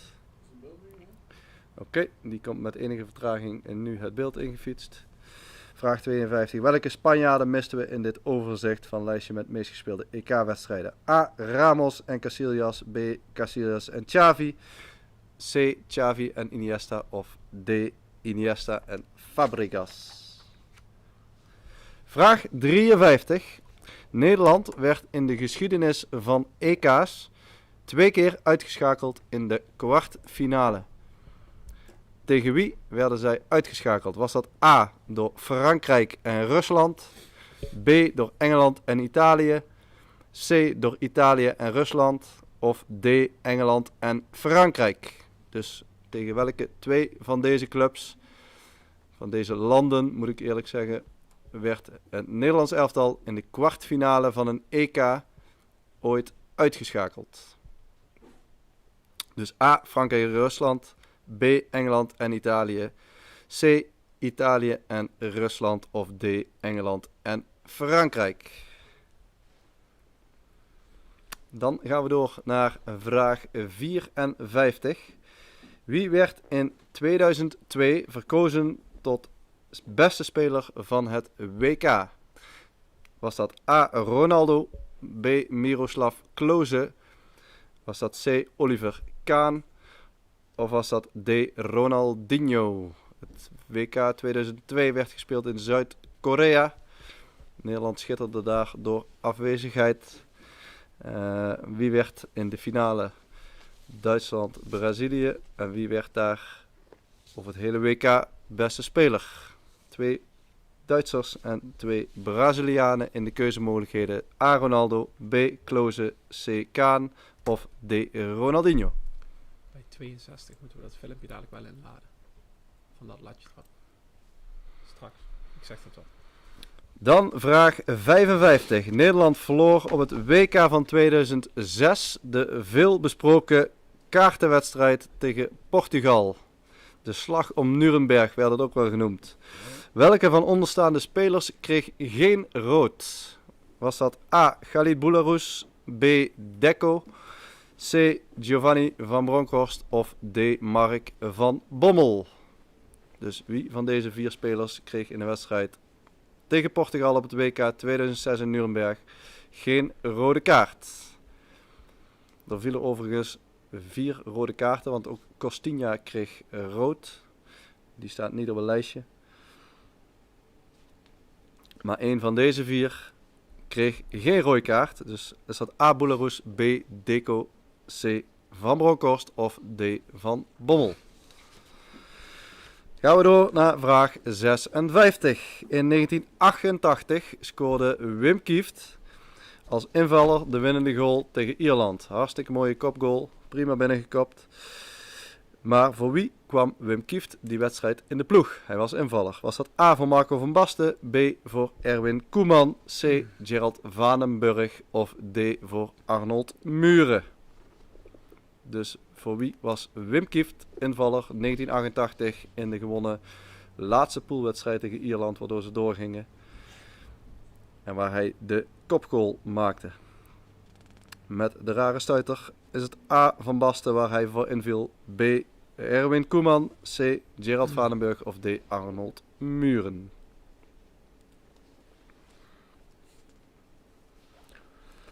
Dan hebben we vraag 57.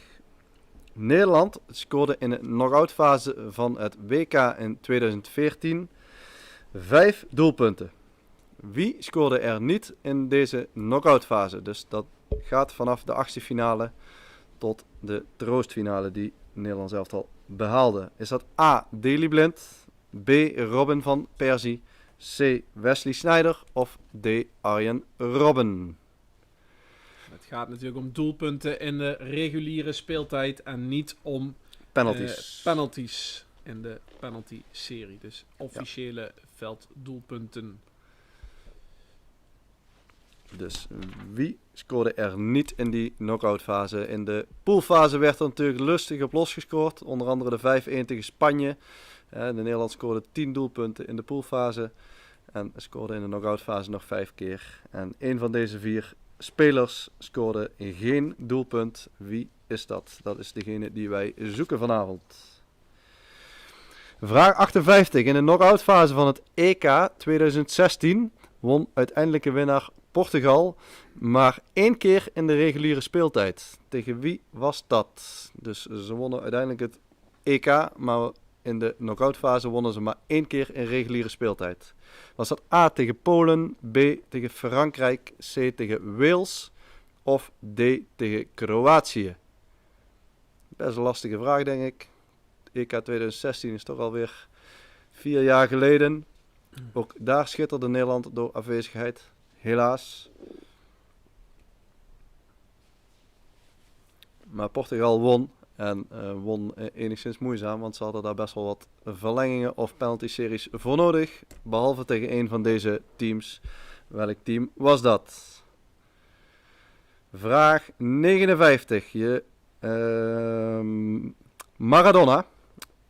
Die speelde ook 3 WK's.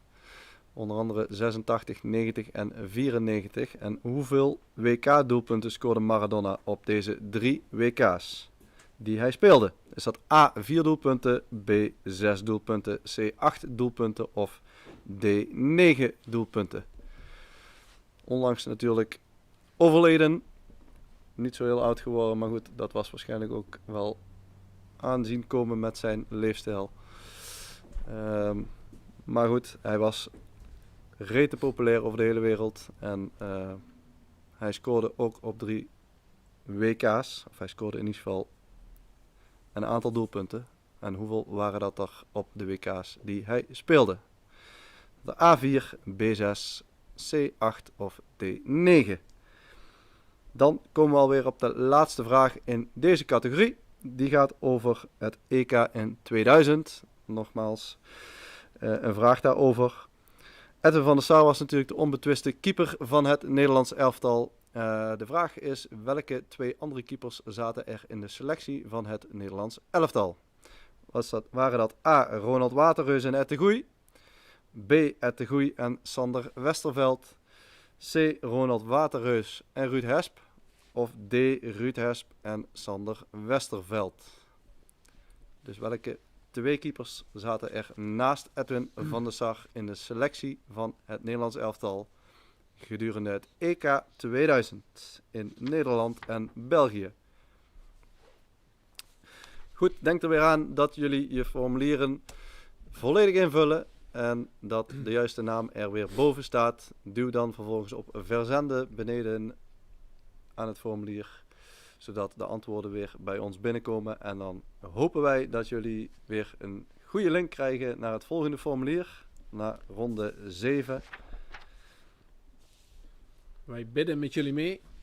En ronde 7 gaat dadelijk over voetbal in de gemeente Venray. Dus de Venrayse mensen die meedoen hebben daar wellicht een licht voordeel bij.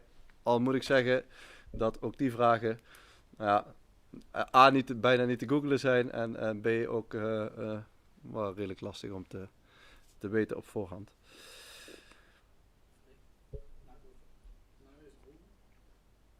Even een 5 minuten pauze. Of wil je nu? Ik hoef maar 1 filmpje. Ja, dat krijg ik. Maar dat ga je niet zo doen. Ik kan een tussenstand doen. Of is dat niet... Zullen we even 5 minuten pauze houden? Dan doen we eerst... Sorry, dat zo bedenken. ik ga nu met de antwoorden doen. Ja, precies. Oké. Hoe lang hebben we nog voor de formulieren? Voor degenen die ze nog niet hebben ingevuld. 20 seconden. Nog 20 seconden staan de formulieren open. Is er nog iets gebeurd in de chat, Freek, toevallig, dat vernoemenswaardig is? Zaalvoetballen, Freek Valley, hoor ik hier staan. Freek Valley. Freek Valley. Keus kansleus.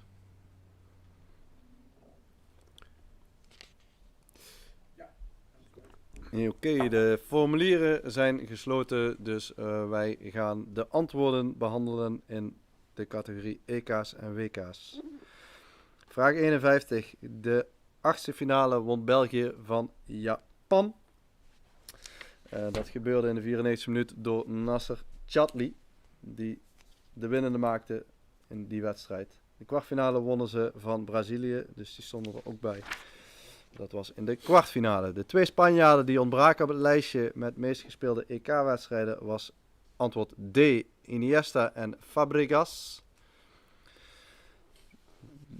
Casillas speelde er 15. Er was 1 wedstrijd in het EK wat Reina speelde. 1 poolwedstrijd in 2008 waar ze al door waren en bijvoorbeeld Reina speelde. Xavi speelde 11 wedstrijden en hij speelde bijvoorbeeld niet op het EK in 2004. Vraag 53. Dat was het juiste antwoord van de landen die Nederland uitschakelde in de kwartfinale. Frankrijk op het EK 1996 in Engeland en Rusland in het EK 2008 in Oostenrijk en Zwitserland. Dus antwoord A was goed, Frankrijk en Rusland. Vraag 54 was Oliver Kahn, antwoord C, de speler die gekozen werd tot beste speler van het WK. Dus Oliver Kahn. Ronaldo werd overigens wel topscorer met 8 doelpunten op dat WK. Vraag 55. Nederland verloor de veelbesproken kaartenwedstrijd van Portugal. Je zou het bijna niet zeggen, maar hij kreeg geen rode kaart. Hij kreeg wel een gele kaart al in de tweede minuut, maar hij wist zich toch te beheersen. Mark van Bommel was het goede antwoord. Antwoord D. Hij hield het toch lang vol. Vraag 56 ging over Wim Kieft. Hij viel in de wedstrijd tegen Ierland, waarin hij scoorde. Hij kwam in het veld voor antwoord B. Erwin Koeman. Arnold Muren werd overigens ook gewisseld voor Johnny Bosman, maar dat geheel terzijde. Vraag 57. De knock-outfase in WK 2014. Nederland scoorde 5 doelpunten. Arjen Robben scoorde alleen in de poolfase en niet in de knock-outfase. Wesley Sneijder scoorde tegen Mexico en de andere 2 tegen Brazilië in de troostfinale. De kwart en halve finale eindigden allebei in 0-0 tegen Costa Rica en Argentinië. Vraag 58. In de knock-outfase EK 2016 Portugal. Zij wonnen met 2-0 van Wales. En van de andere teams werd gewonnen of na verlenging Kroatië en Frankrijk of na strafschoppen van Polen. 59 is Maradona. Die scoorde in totaal 6 doelpunten. 1 in 1994 en 5 in 1986. In 1990 scoorde hij niet in de reguliere speeltijd. Scoorde nog wel een strafschop in de penalty-serie tegen Italië. En hij miste er eentje in de wedstrijd daarvoor tegen Brazilië. De laatste vraag in deze categorie, vraag 60. Edwin van der Sar had 2 keepers bij zich op het EK 2000. En het goede antwoord was antwoord B, Ed de Goey en Sander Westerveld. Die speelden overigens toen respectievelijk voor Chelsea en Liverpool op dat moment. En Sander Westerveld speelde ook de laatste poolwedstrijd nog tegen Frankrijk. Dus dat waren de goede antwoorden in de ronde EK's en WK's.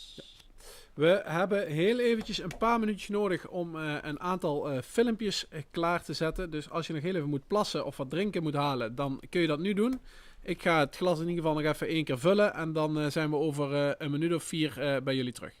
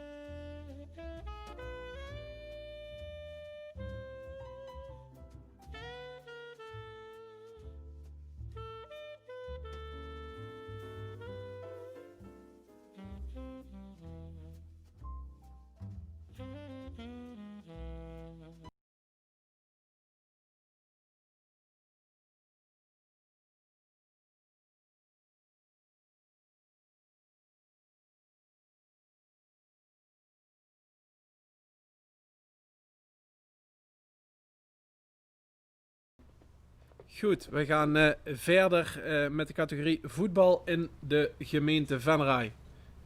We gaan naar vraag 61. Welke vereniging heeft na SV Venray het hoogste ledenaantal? Dus welke vereniging heeft naast SV Venray het hoogste ledenaantal? Is dat A, SV Leunen? Is dat B, SV IJsselstein? Is dat C, SV Oostrum? Of is dat D, SVOC 01? Dus wie heeft het grootste ledenaantal na SV Venray? Was wel grappig, want ik vroeg gisteren de ledenaantallen van IJsselstein op. En toen begreep ik van de secretaris die mij dat antwoord gaf dat ze ook meedeed aan de quiz. Dus die weet in ieder geval al één van die 4 de ledenaantallen. Maar wie heeft na SV Venray de meeste leden? Dan gaan we naar vraag 62 en daar gaat onze technische man een filmpje voor instarten als het goed is.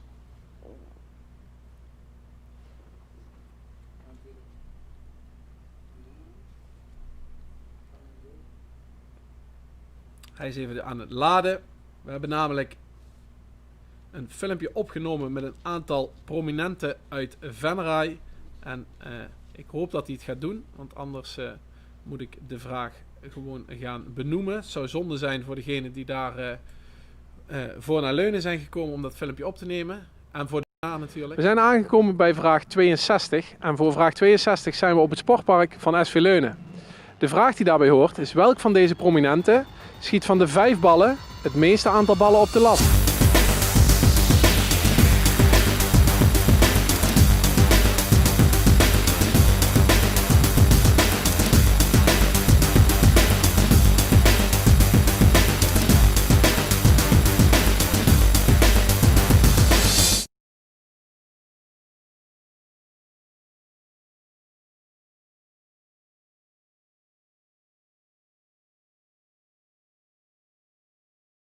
Wie van deze 4 op de lat? Was dat A, Leon Aerts? Was dat B, Bart Lemme? Was dat C, volgens mij veterane speelster op dit moment Tamara Konings, maar ooit Venray Dames 1? Of was dat haar broer, momenteel nog spelend in IJsselstein 1, Stef Konings? Dus wie schoot van de 5 ballen de meeste ballen op de lat? En het was spannend, want ik was erbij. En Bart Lemme zit ook in de quiz. Dus die weet in ieder geval het antwoord. Dus A, Leon Aerts, B, Bart Lemme, C, Tamara Konings of D, Stef Konings. Ik krijg al vragen in de chat of er ook vragen van FCV voorbij komen. Nee, dat is concurrentie voor mij komend jaar, dus daar gaan we geen vragen over stellen. Goed, gaan we naar vraag 63. En voor de PSV-liefhebbers: Edward Linskes zal eeuwig bekend blijven door zijn goal in de halve finale van de Europa Cup 1 tegen Real Madrid. In welk seizoen was dit? Was dat in 86, 87? Was dit in 87, 88? Was dit in 88, 89? Of was dit in 89, 90? Dus in welk seizoen scoorde Edward Linskes die belangrijke goal tegen Real Madrid?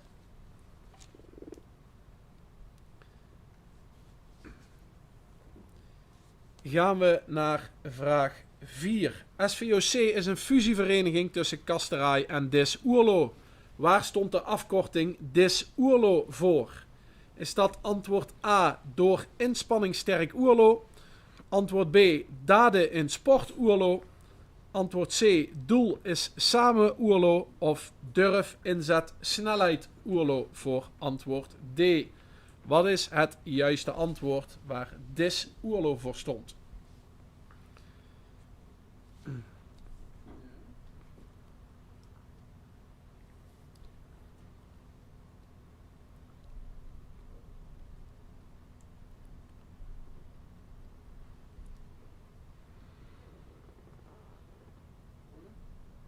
Yes, gaan we naar vraag 65. Mirte Moraes speelde voor 4 verschillende Nederlandse eredivisieclubs. Voor welke club speelden ze de meeste wedstrijden? Is dat A, FC Twente, B, VVV Venlo, C, FC Utrecht of D, PSV? Op dit moment speelt deze dame in Duitsland. Maar ze speelden dus voor 4 verschillende Nederlandse eredivisieteams. En voor welke speelden ze de meeste wedstrijden? Waarvan er op dit moment al 2 teams niet meer uitkomen in de Eredivisie Vrouwen, namelijk VVV en FC Utrecht. Die hebben geen vrouwenteam meer. Dan gaan we naar 66 en daar mag Robert weer een filmpje voor inladen. Namelijk van scheidsrechter Paul van Boekel. En die heeft een vraag voor jullie.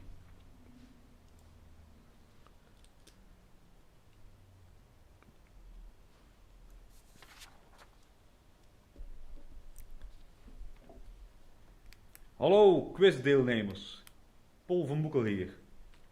Als voetbalscheidsrechter ben ik heel erg benieuwd naar jullie spelregelkennis en daarom voor jullie een spelregelvraag. En die gaat als volgt. Een verdediger speelt van buiten zijn eigen strafschopgebied een directe vrije schop, dus let op, een directe vrije schop terug op zijn eigen keeper. Alleen deze keeper staat helaas niet op te letten, waardoor die bal rechtstreeks in het eigen doel rolt. Wat dient de scheidsrechter te beslissen? Is dat antwoord A, een geldig doelpunt? Antwoord B, overnemen van die vrije schop? Antwoord C, een hoekschop? Of zou het antwoord D kunnen zijn? Een verplichte wissel voor de verdediger en de keeper. Succes nog met de quiz en eerlijk spelen. Doei doei! Goed, de vraag was dus, wat gebeurt er als een speler een directe vrije schop buiten het eigen strafschopgebied direct in zijn eigen doel schiet? Is dat A, een geldig doelpunt, B, vrije trap overnemen, C, een corner of D, een verplichte wissel voor de speler en de keeper? Die lijkt me het meest voor de hand liggend. Dus A, geldig doelpunt, B, vrije trap overnemen, C, corner en D, verplichte wissel voor speler en keeper. Gaan we naar vraag 67. Welk sportpark ligt het dichtst bij het sportpark van SV Merselo? Dus welk sportpark ligt het dichtst bij het sportpark van SV Merselo? Is dat A, SV IJsselstein, B, SV Venray, C, SV Leunen of D, SV Oostrum?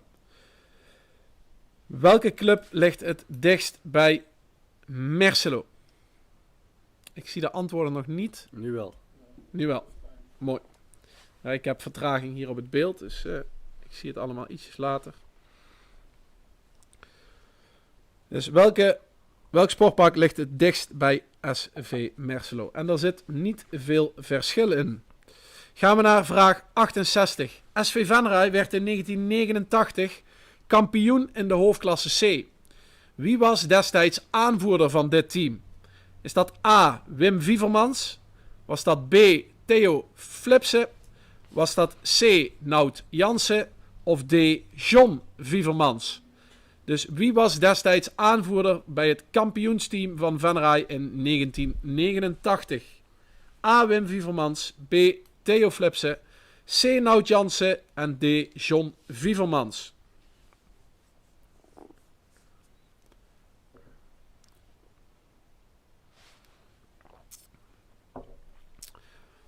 Voor de Venlonaren die in de quiz zitten, die kunnen nu vooral gokken, denk ik. Dus wie weet is dat jullie ook toebedeeld en sta je straks nog steeds mooi hoog op de ranglijst.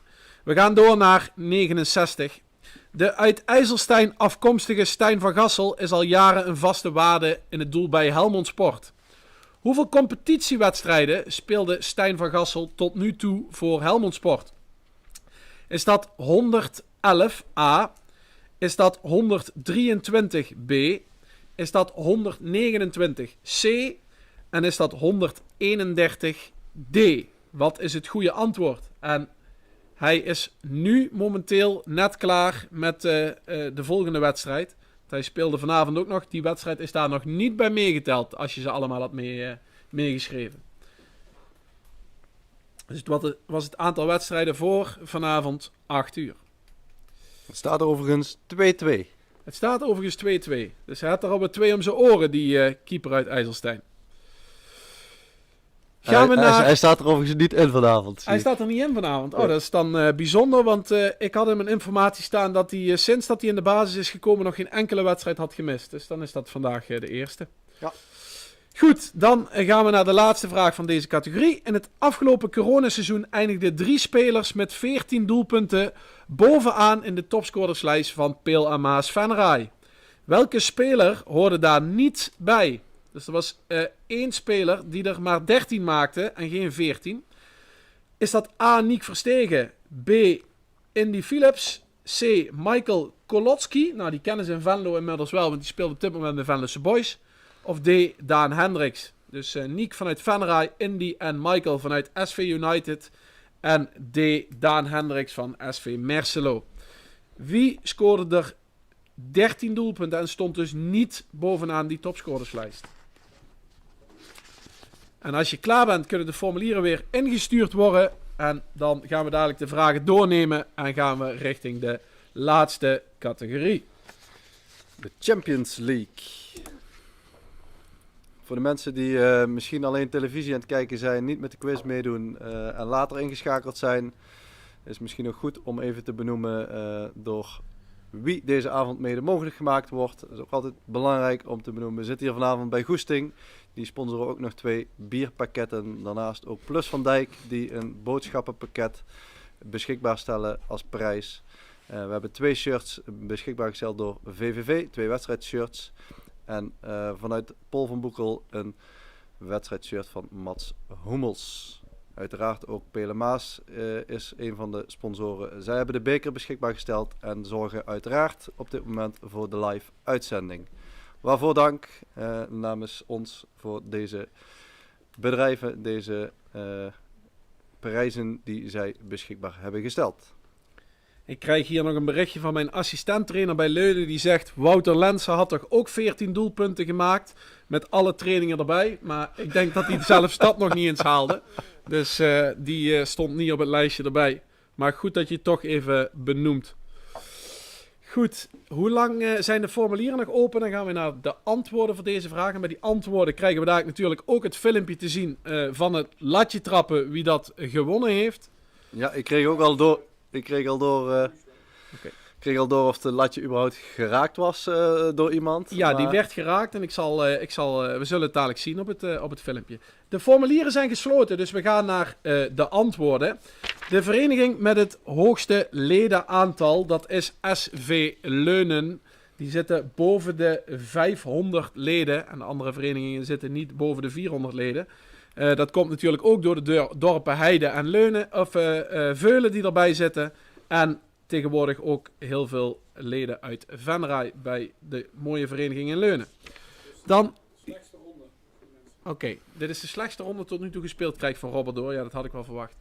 Robert, we gaan kijken naar de uitslag van de latje trap. Dus als jij dat filmpje in wilt laden, dan kunnen we gaan kijken wie het latje trappen heeft gewonnen. Het gaat heel snel, dus je moet goed opletten wie de ballen op de lat schiet.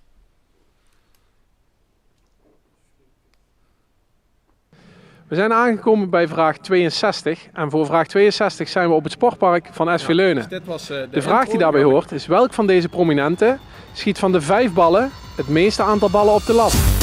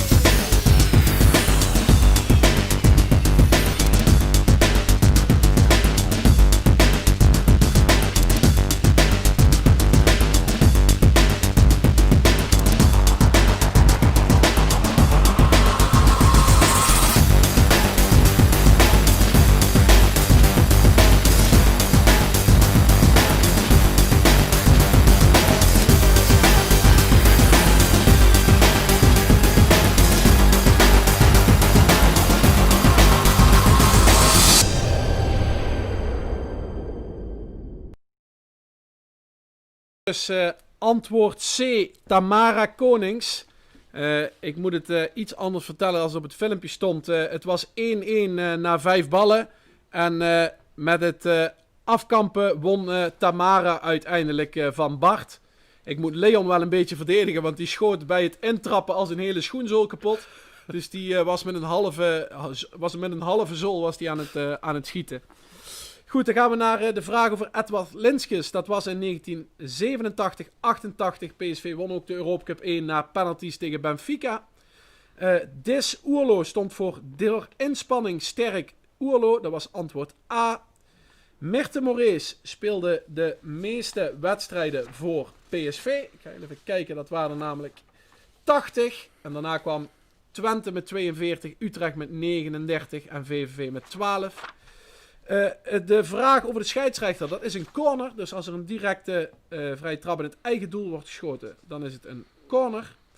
Dan gaan we naar het sportpark wat het dichtste bij Merselo ligt. Dat was SV Venray. Dat ligt 4,7 kilometer ervan af. Leunen 5,7 kilometer. De aanvoerder van het hoofdklasse team van SV Venray, dat was Nout Jansen. Mijn oude trainer, onze oude trainer bij SV Leunen. En Stijn van Gassel keepte tot nu toe 131 wedstrijden. En hij had tot op heden nog geen wedstrijd gemist.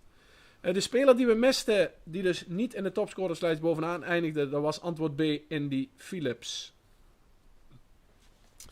Goed, gaan wij richting de laatste categorie. Ik zag net iets van dat de link niet goed is. Oh, ik dacht dat ik die in de chat zat, maar ik zie hem nou niet meer staan. Oké, ik heb geen berichten. Heb je geen bericht gekregen? Nee. Ik dacht dat ik hem net ergens zag. Nee, toch niet. Nee, oké. Nou, dan is het mooi. Dan gaan we richting de laatste Champions categorie. League. Ja, we gaan door naar de Champions League. Laatste ronde, laatste categorie. Zoals we net al hoorden van onze technicus is de vorige ronde de slechtste ronde geweest die gespeeld is. Nou, dat kan misschien wat verlichten. Gemiddeld 4 uit 10 krijgen we nu net te horen. Dus dat is misschien wat verlichtende pijn voor de mensen die niet uit Venray komen en die denken van ik vergooi mijn hele klassement hiermee. We gaan naar vraag 71 in de categorie Champions League. En die vraag gaat als volgt. Wie van de onderstaande clubs speelde de eerste Europa Cup 1 finale? Is dat A. AZ, B. Feyenoord, C. Ajax of D. PSV?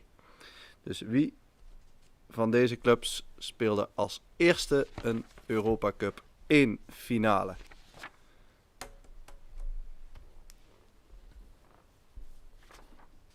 Dus AZ, Feyenoord, Ajax of PSV.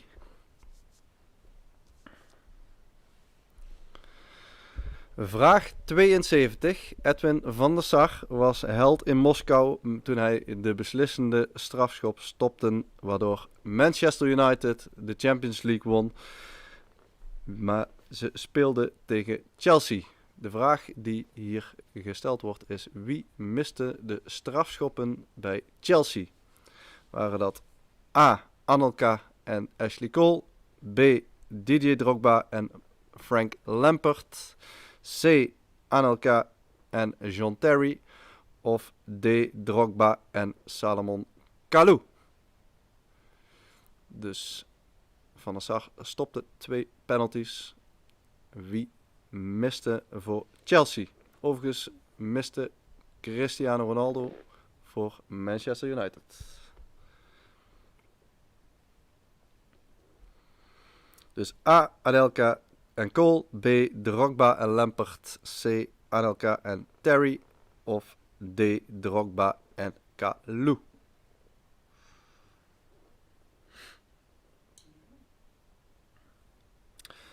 Vraag 73. Welke nog actieve speler heeft maar liefst 5 keer de Champions League gewonnen? Is dat A. Lionel Messi, B. Gerard Piqué, C. Sergio Ramos of D. Cristiano Ronaldo? Dus welk van deze nog actieve spelers heeft maar liefst 5 keer de Champions League gewonnen? Messi, Piqué, Ramos of Ronaldo?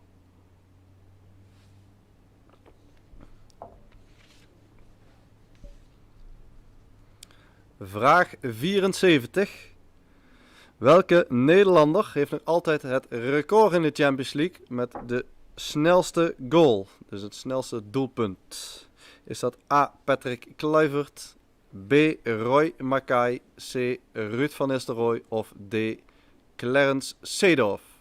Dus welke Nederlander heeft nog altijd het record met het maken van het snelste doelpunt in de Champions League? A. Kluivert, B. Mackay, C. Van Nistelrooy en D. Seedorf. En volgens mij stonden er zelfs 2 van deze 4 in de top 5. Ja. Het snelste doelpunt. Klopt helemaal. Vraag 75 gaat over het succesjaar 1995 van Ajax. Ajax won de Champions League in 1995 en ze speelden in de pool onder andere tegen AC Milan en AEK Athene. Maar wie was de derde tegenstander in de pool? Was dat A. Casino Salzburg, B. Grasshoppers, C. Austria Wien of D. Rapid Wien? Dus wie was de derde tegenstander in de pool van Ajax in 1995? In de kwartfinale wonnen ze van Hajduk Split en in de halve finale van Bayern München. Waarna ze in de finale AC Milan uiteraard weer tegenkwamen. Met de winnende goal van Kluivert. Dus Casino Salzburg, Grasshoppers, Austria Wien of de Rapid Wien. Vraag 76. PSG verloor de finale van de Champions League vorig jaar met 0-1 van Bayern München. Maar van wie won Paris Saint-Germain in de kwart en in de halve finale? Dus wie won PSG vorig seizoen Champions League, corona, 1 wedstrijd per tegenstander in de kwart en halve finale? Was dat A. Atletico Madrid en Olympique Lyon? Was dat B. Atalanta Bergamo en Olympique Lyon? Was dat C. Atalanta Bergamo en RB Leipzig? Of was dat D. Atletico Madrid en RB Leipzig? Ik zie nog een vraag in de chat over die eerste vraag met die eerste Europa Cup finale. Dat telt inderdaad ook de Europa Cup 1 mee. Dus het gaat niet alleen om de Champions League, telt ook de Europa Cup 1 mee. Ja. Dus welk van deze Nederlandse ploegen speelde de eerste Europa Cup 1 finale? Goeie vraag vanuit Holtese. Kijk. Heel Holtese doet overigens mee, 5 teams. Dus dat is ook mooi om te vermelden. Zeker. Dus, Nou, de kwart en halve finale Paris Saint-Germain vorig jaar Champions League was het dus A. Madrid en Lyon, Atletico Madrid en Lyon. B. Atalanta Bergamo en Lyon. C. Atalanta Bergamo en Leipzig. Of D. Atletico Madrid en Leipzig. Gaan we door naar vraag 77. Komen langzaamaan richting het einde. Sinds 1999 wordt jaarlijks in de finale van de Champions League een Man of the Match uitgeroepen. Welke speler is dit nog nooit geworden? Dus welke Nederlander is er nog nooit Man of the Match geworden in een Champions League finale? Is dat A. Arjen Robben, B. Edwin van der Sar, C. Wesley Sneijder of D. Virgil van Dijk? Dus welke van deze 4 Nederlanders is geen Man of the Match geweest in een Champions League finale? ik kreeg nou een foto van het been van Stijn van Gassel door met een aantal hechtingen erin. Oh. Vanuit Gijs Gielis. Dus daarom speelde hij vanavond niet mee bij Helmond Sport. Dus, Kijk, nou, fijn dat onze kijkers ook ons van achtergrondinformatie voorzien. Zekers. Vraag 77, dus A. Arjen Robben, B. Edwin van der Sar, C. Wesley Sneijder of D. Virgil van Dijk? Gaan we naar vraag 78. Daar gaat het over Liverpool. Die wonnen in 2005 de Champions League finale tegen AC Milan. Die stonden met 3-0 achter, kwamen terug tot 3-3 en wonnen de strafschoppenserie. Welk van de onderstaande oud-eredivisie-spelers... welke van deze spelers kwam als invaller het veld in die wedstrijd? Dus welke van deze 4 spelers kwam als invaller het veld in? Was dat A. Jondal Thomasson, B. Sami Hupia, C. Clarence Seedorf of D. Jaap Stam? 3 van deze 4 speelden in de basis en eentje viel in. Wie was dat? Was dat A. Thomasson, B. Hupia, C. Seedorf of D. Stam? Dan een hele mooie Champions League finale, 79, vraag 79. De Champions League finale van 1999, die werd gewonnen door Manchester United. En die werd op zijn Duits gewonnen in blessuretijd tegen Bayern München. Waarbij de achterstand van 0-1 omgezet werd in 2-1. Wie scoorde het winnende doelpunt in die wedstrijd? Was dat A. Ryan Giggs, B.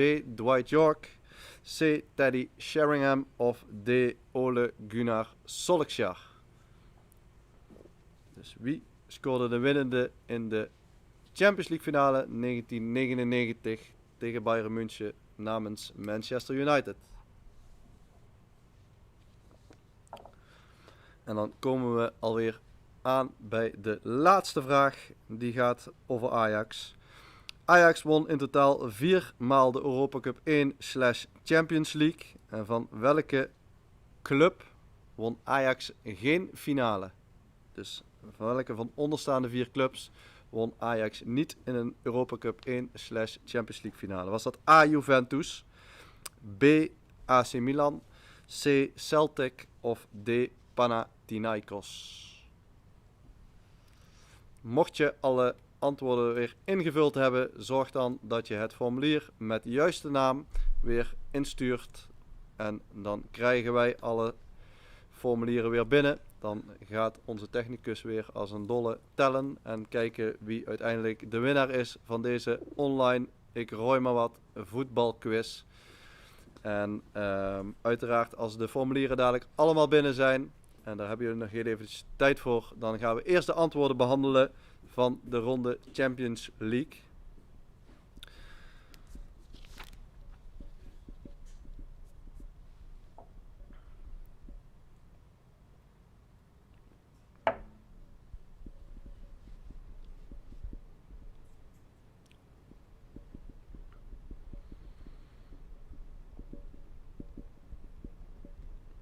Wij kijken weer even onze technicus aan. Moeten er een paar binnenkomen? Dan moet 60. We wachten nog 13. We wachten nog op 13 formulieren. Dus 20 seconden voor. Dus nog ben 20 snel, anders heb je pech. 20 seconden de tijd om de laatste formulieren in te sturen. En dan kunnen wij zo naar de einduitslag toe, nadat Jaap de antwoorden van deze ronde heeft behandeld.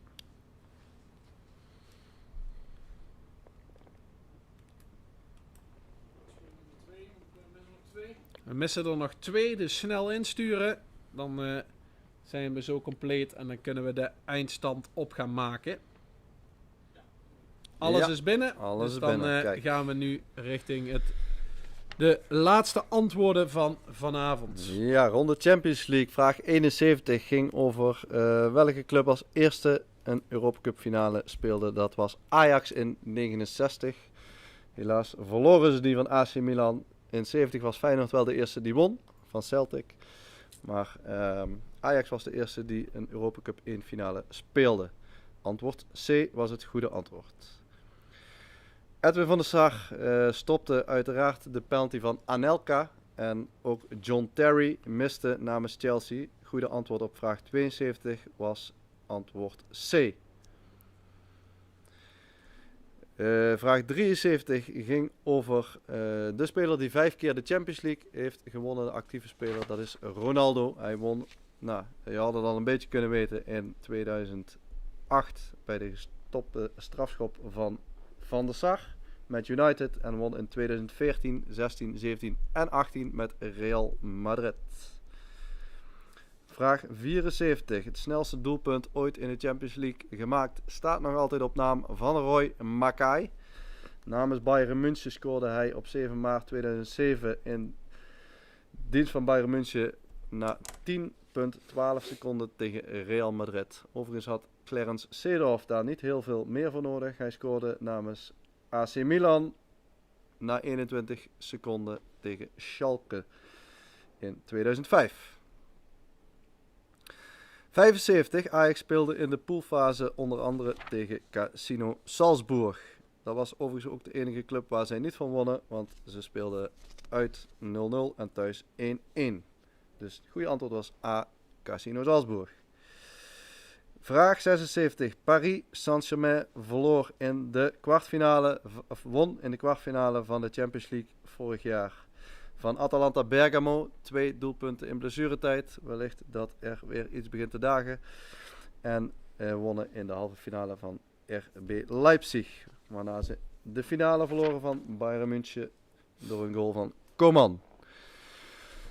Vraag 77 was de man of the match. Welke Nederlander werd niet man of the match in een van de Champions League finales? Dat was het goede antwoord was Sneijder. Die werd het niet. Van der Sar werd het in 2008, Robben in 2013 en Van Dijk in 2019. Dan vraag 78 was het goede antwoord. De invaller in de wedstrijd was Jon Dahl Tomasson. De andere 3 speelden in de basis. Hypia bij Liverpool en Seedorf en Stam bij AC Milan. Vraag 79. De winnende werd gescoord door Ole Gunnar Solskjaer. Dat was antwoord D. Zowel Solskjaer als Sheringham vielen allebei in. Sheringham scoorde 1 minuut daarvoor de 1-1 en Solskjaer in de 92e minuut de 2-1. Dus het goede antwoord is antwoord D. En de laatste vraag, vraag 80. De Europa Cup 1/Champions League finales van Ajax. Die wonnen zij wel tegen Juventus, AC Milan en Panathinaikos, maar niet tegen Celtic. Dus het goede antwoord was antwoord C. Dat was het einde van de quiz. Ja, ik krijg hierdoor dat we nog heel eventjes op de einduitslag moeten wachten. Robert die zet wel heel even een filmpje of een muziekje op, wat ik begreep. Dan gaan wij heel even op de einduitslag wachten en hopen we binnen nu en een paar minuutjes bij jullie terug te komen met de einduitslag van de Ik Rooi Maar Wat voetbalquiz.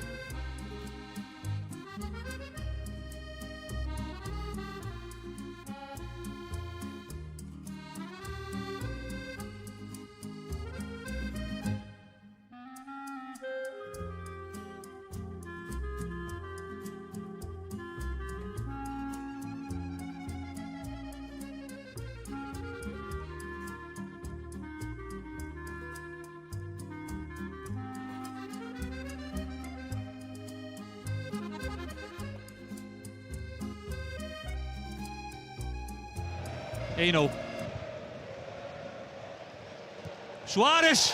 En deze is Wevers te machtig. De onbedadelijke uithaal van Luis Suarez. De Zeeuw. Suarez mee. Oh, Ooijer.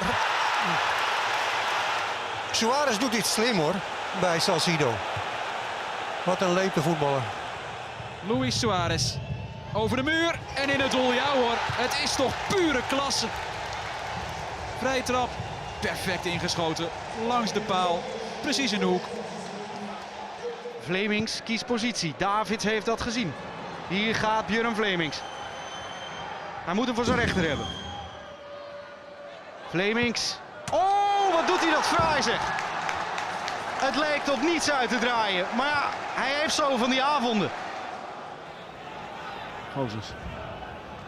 Vlemings. Ja, het is weer een wedstrijd. Uit het niets dus. Haalt diagonaal prachtig uit en zo krijgt Twente het nog lastig. Ja, nu is het geen buitenspel meer voor Flemings. En dus kan hij zomaar uithalen. Ha! Jongen, jongen. Het is toch echt een scherpschutter. Ja, fenomenaal hoor.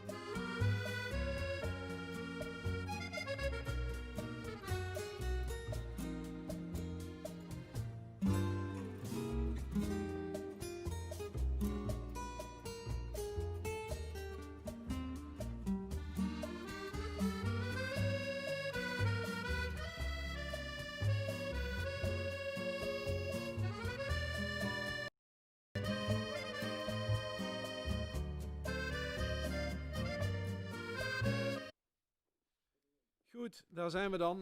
De formulieren zijn berekend. Dat wordt allemaal door Google Forms automatisch gedaan. Dus daarom was het ook zo belangrijk dat je iedere keer dezelfde teamnaam invulde. Want anders heb je dadelijk misschien met één teamnaam 8 punten.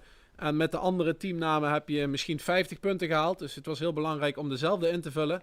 Het was ook belangrijk om hem niet meerdere keren in te sturen. Dat blijkt toch ook dat nog een aantal mensen dat hebben gedaan. Maar we hebben toch een uitslag gekregen. En we beginnen met de 50ste plek. En die mogen even in de chat hun namen kenbaar maken. Namelijk. Die winnen de ballen. En dat waren de Kokkies. De Kokkies zijn op de 50ste plek geëindigd. Dus als jullie even je namen kenbaar willen maken in de chat. Dan weten wij in ieder geval waar we de ballen moeten gaan bezorgen. Of ze hebben geen chat erop staan, dat kan ook. Dan zie ik het misschien daar nog op de app voorbij komen. Dat zou ook kunnen. En anders mag je eventueel, als dat allebei niet kan, mag je ons nog een mailtje sturen op het mailadres wat je straks hebt gekregen. Ik zie geen naam voorbij komen. Dan, dat gaan we dadelijk nog wel zien. Dan gaan we naar de derde plek. En die hadden 65 punten van de 85 die je kon behalen. En die is behaald door VOB. VOB. En die gaan er vandoor met de bierpakketjes van Goesting. VOB. Ik ga eens even in mijn mailingslijst kijken of die toevallig hier dezelfde naam op hebben gegeven. VOB. Nick Tunnissen is dat.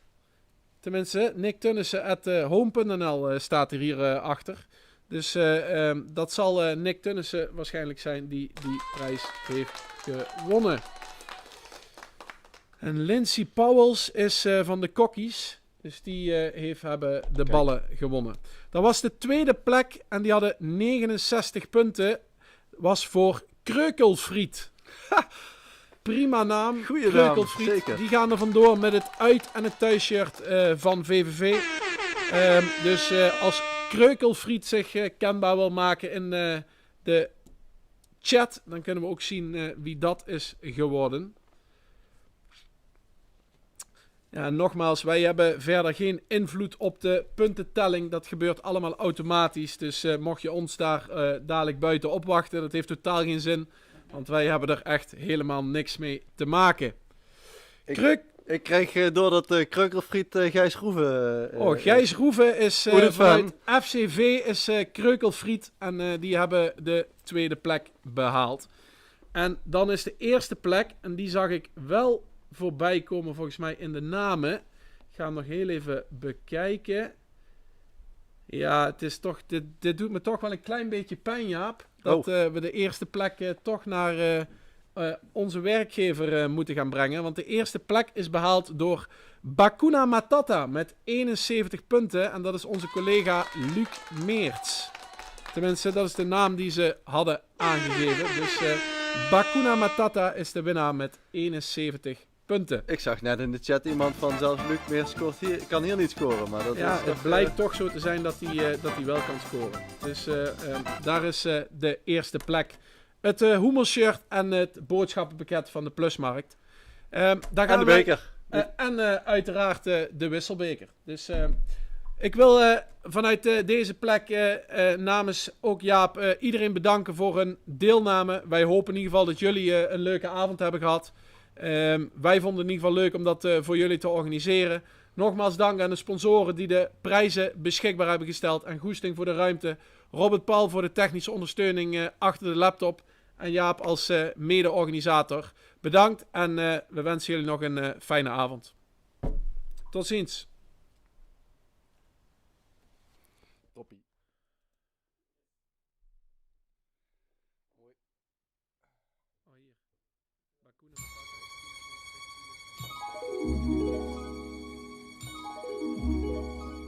Buenas noches, mio amor. Bonne nuit, que Dieu te garde.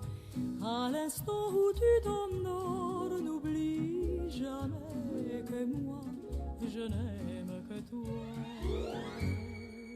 Buenas noches, mio amor. Avec toi mon cœur bavarde. À la vie et à la mort, tu es à moi. Sinon prends garde. J'attendrai ton réveil, j'attendrai le retour du soleil. Quand le ciel sera bleu, nous serons tous les deux. Et pour la vie entière. Buenas noches, mio amor. Chérie, fais de beaux rêves.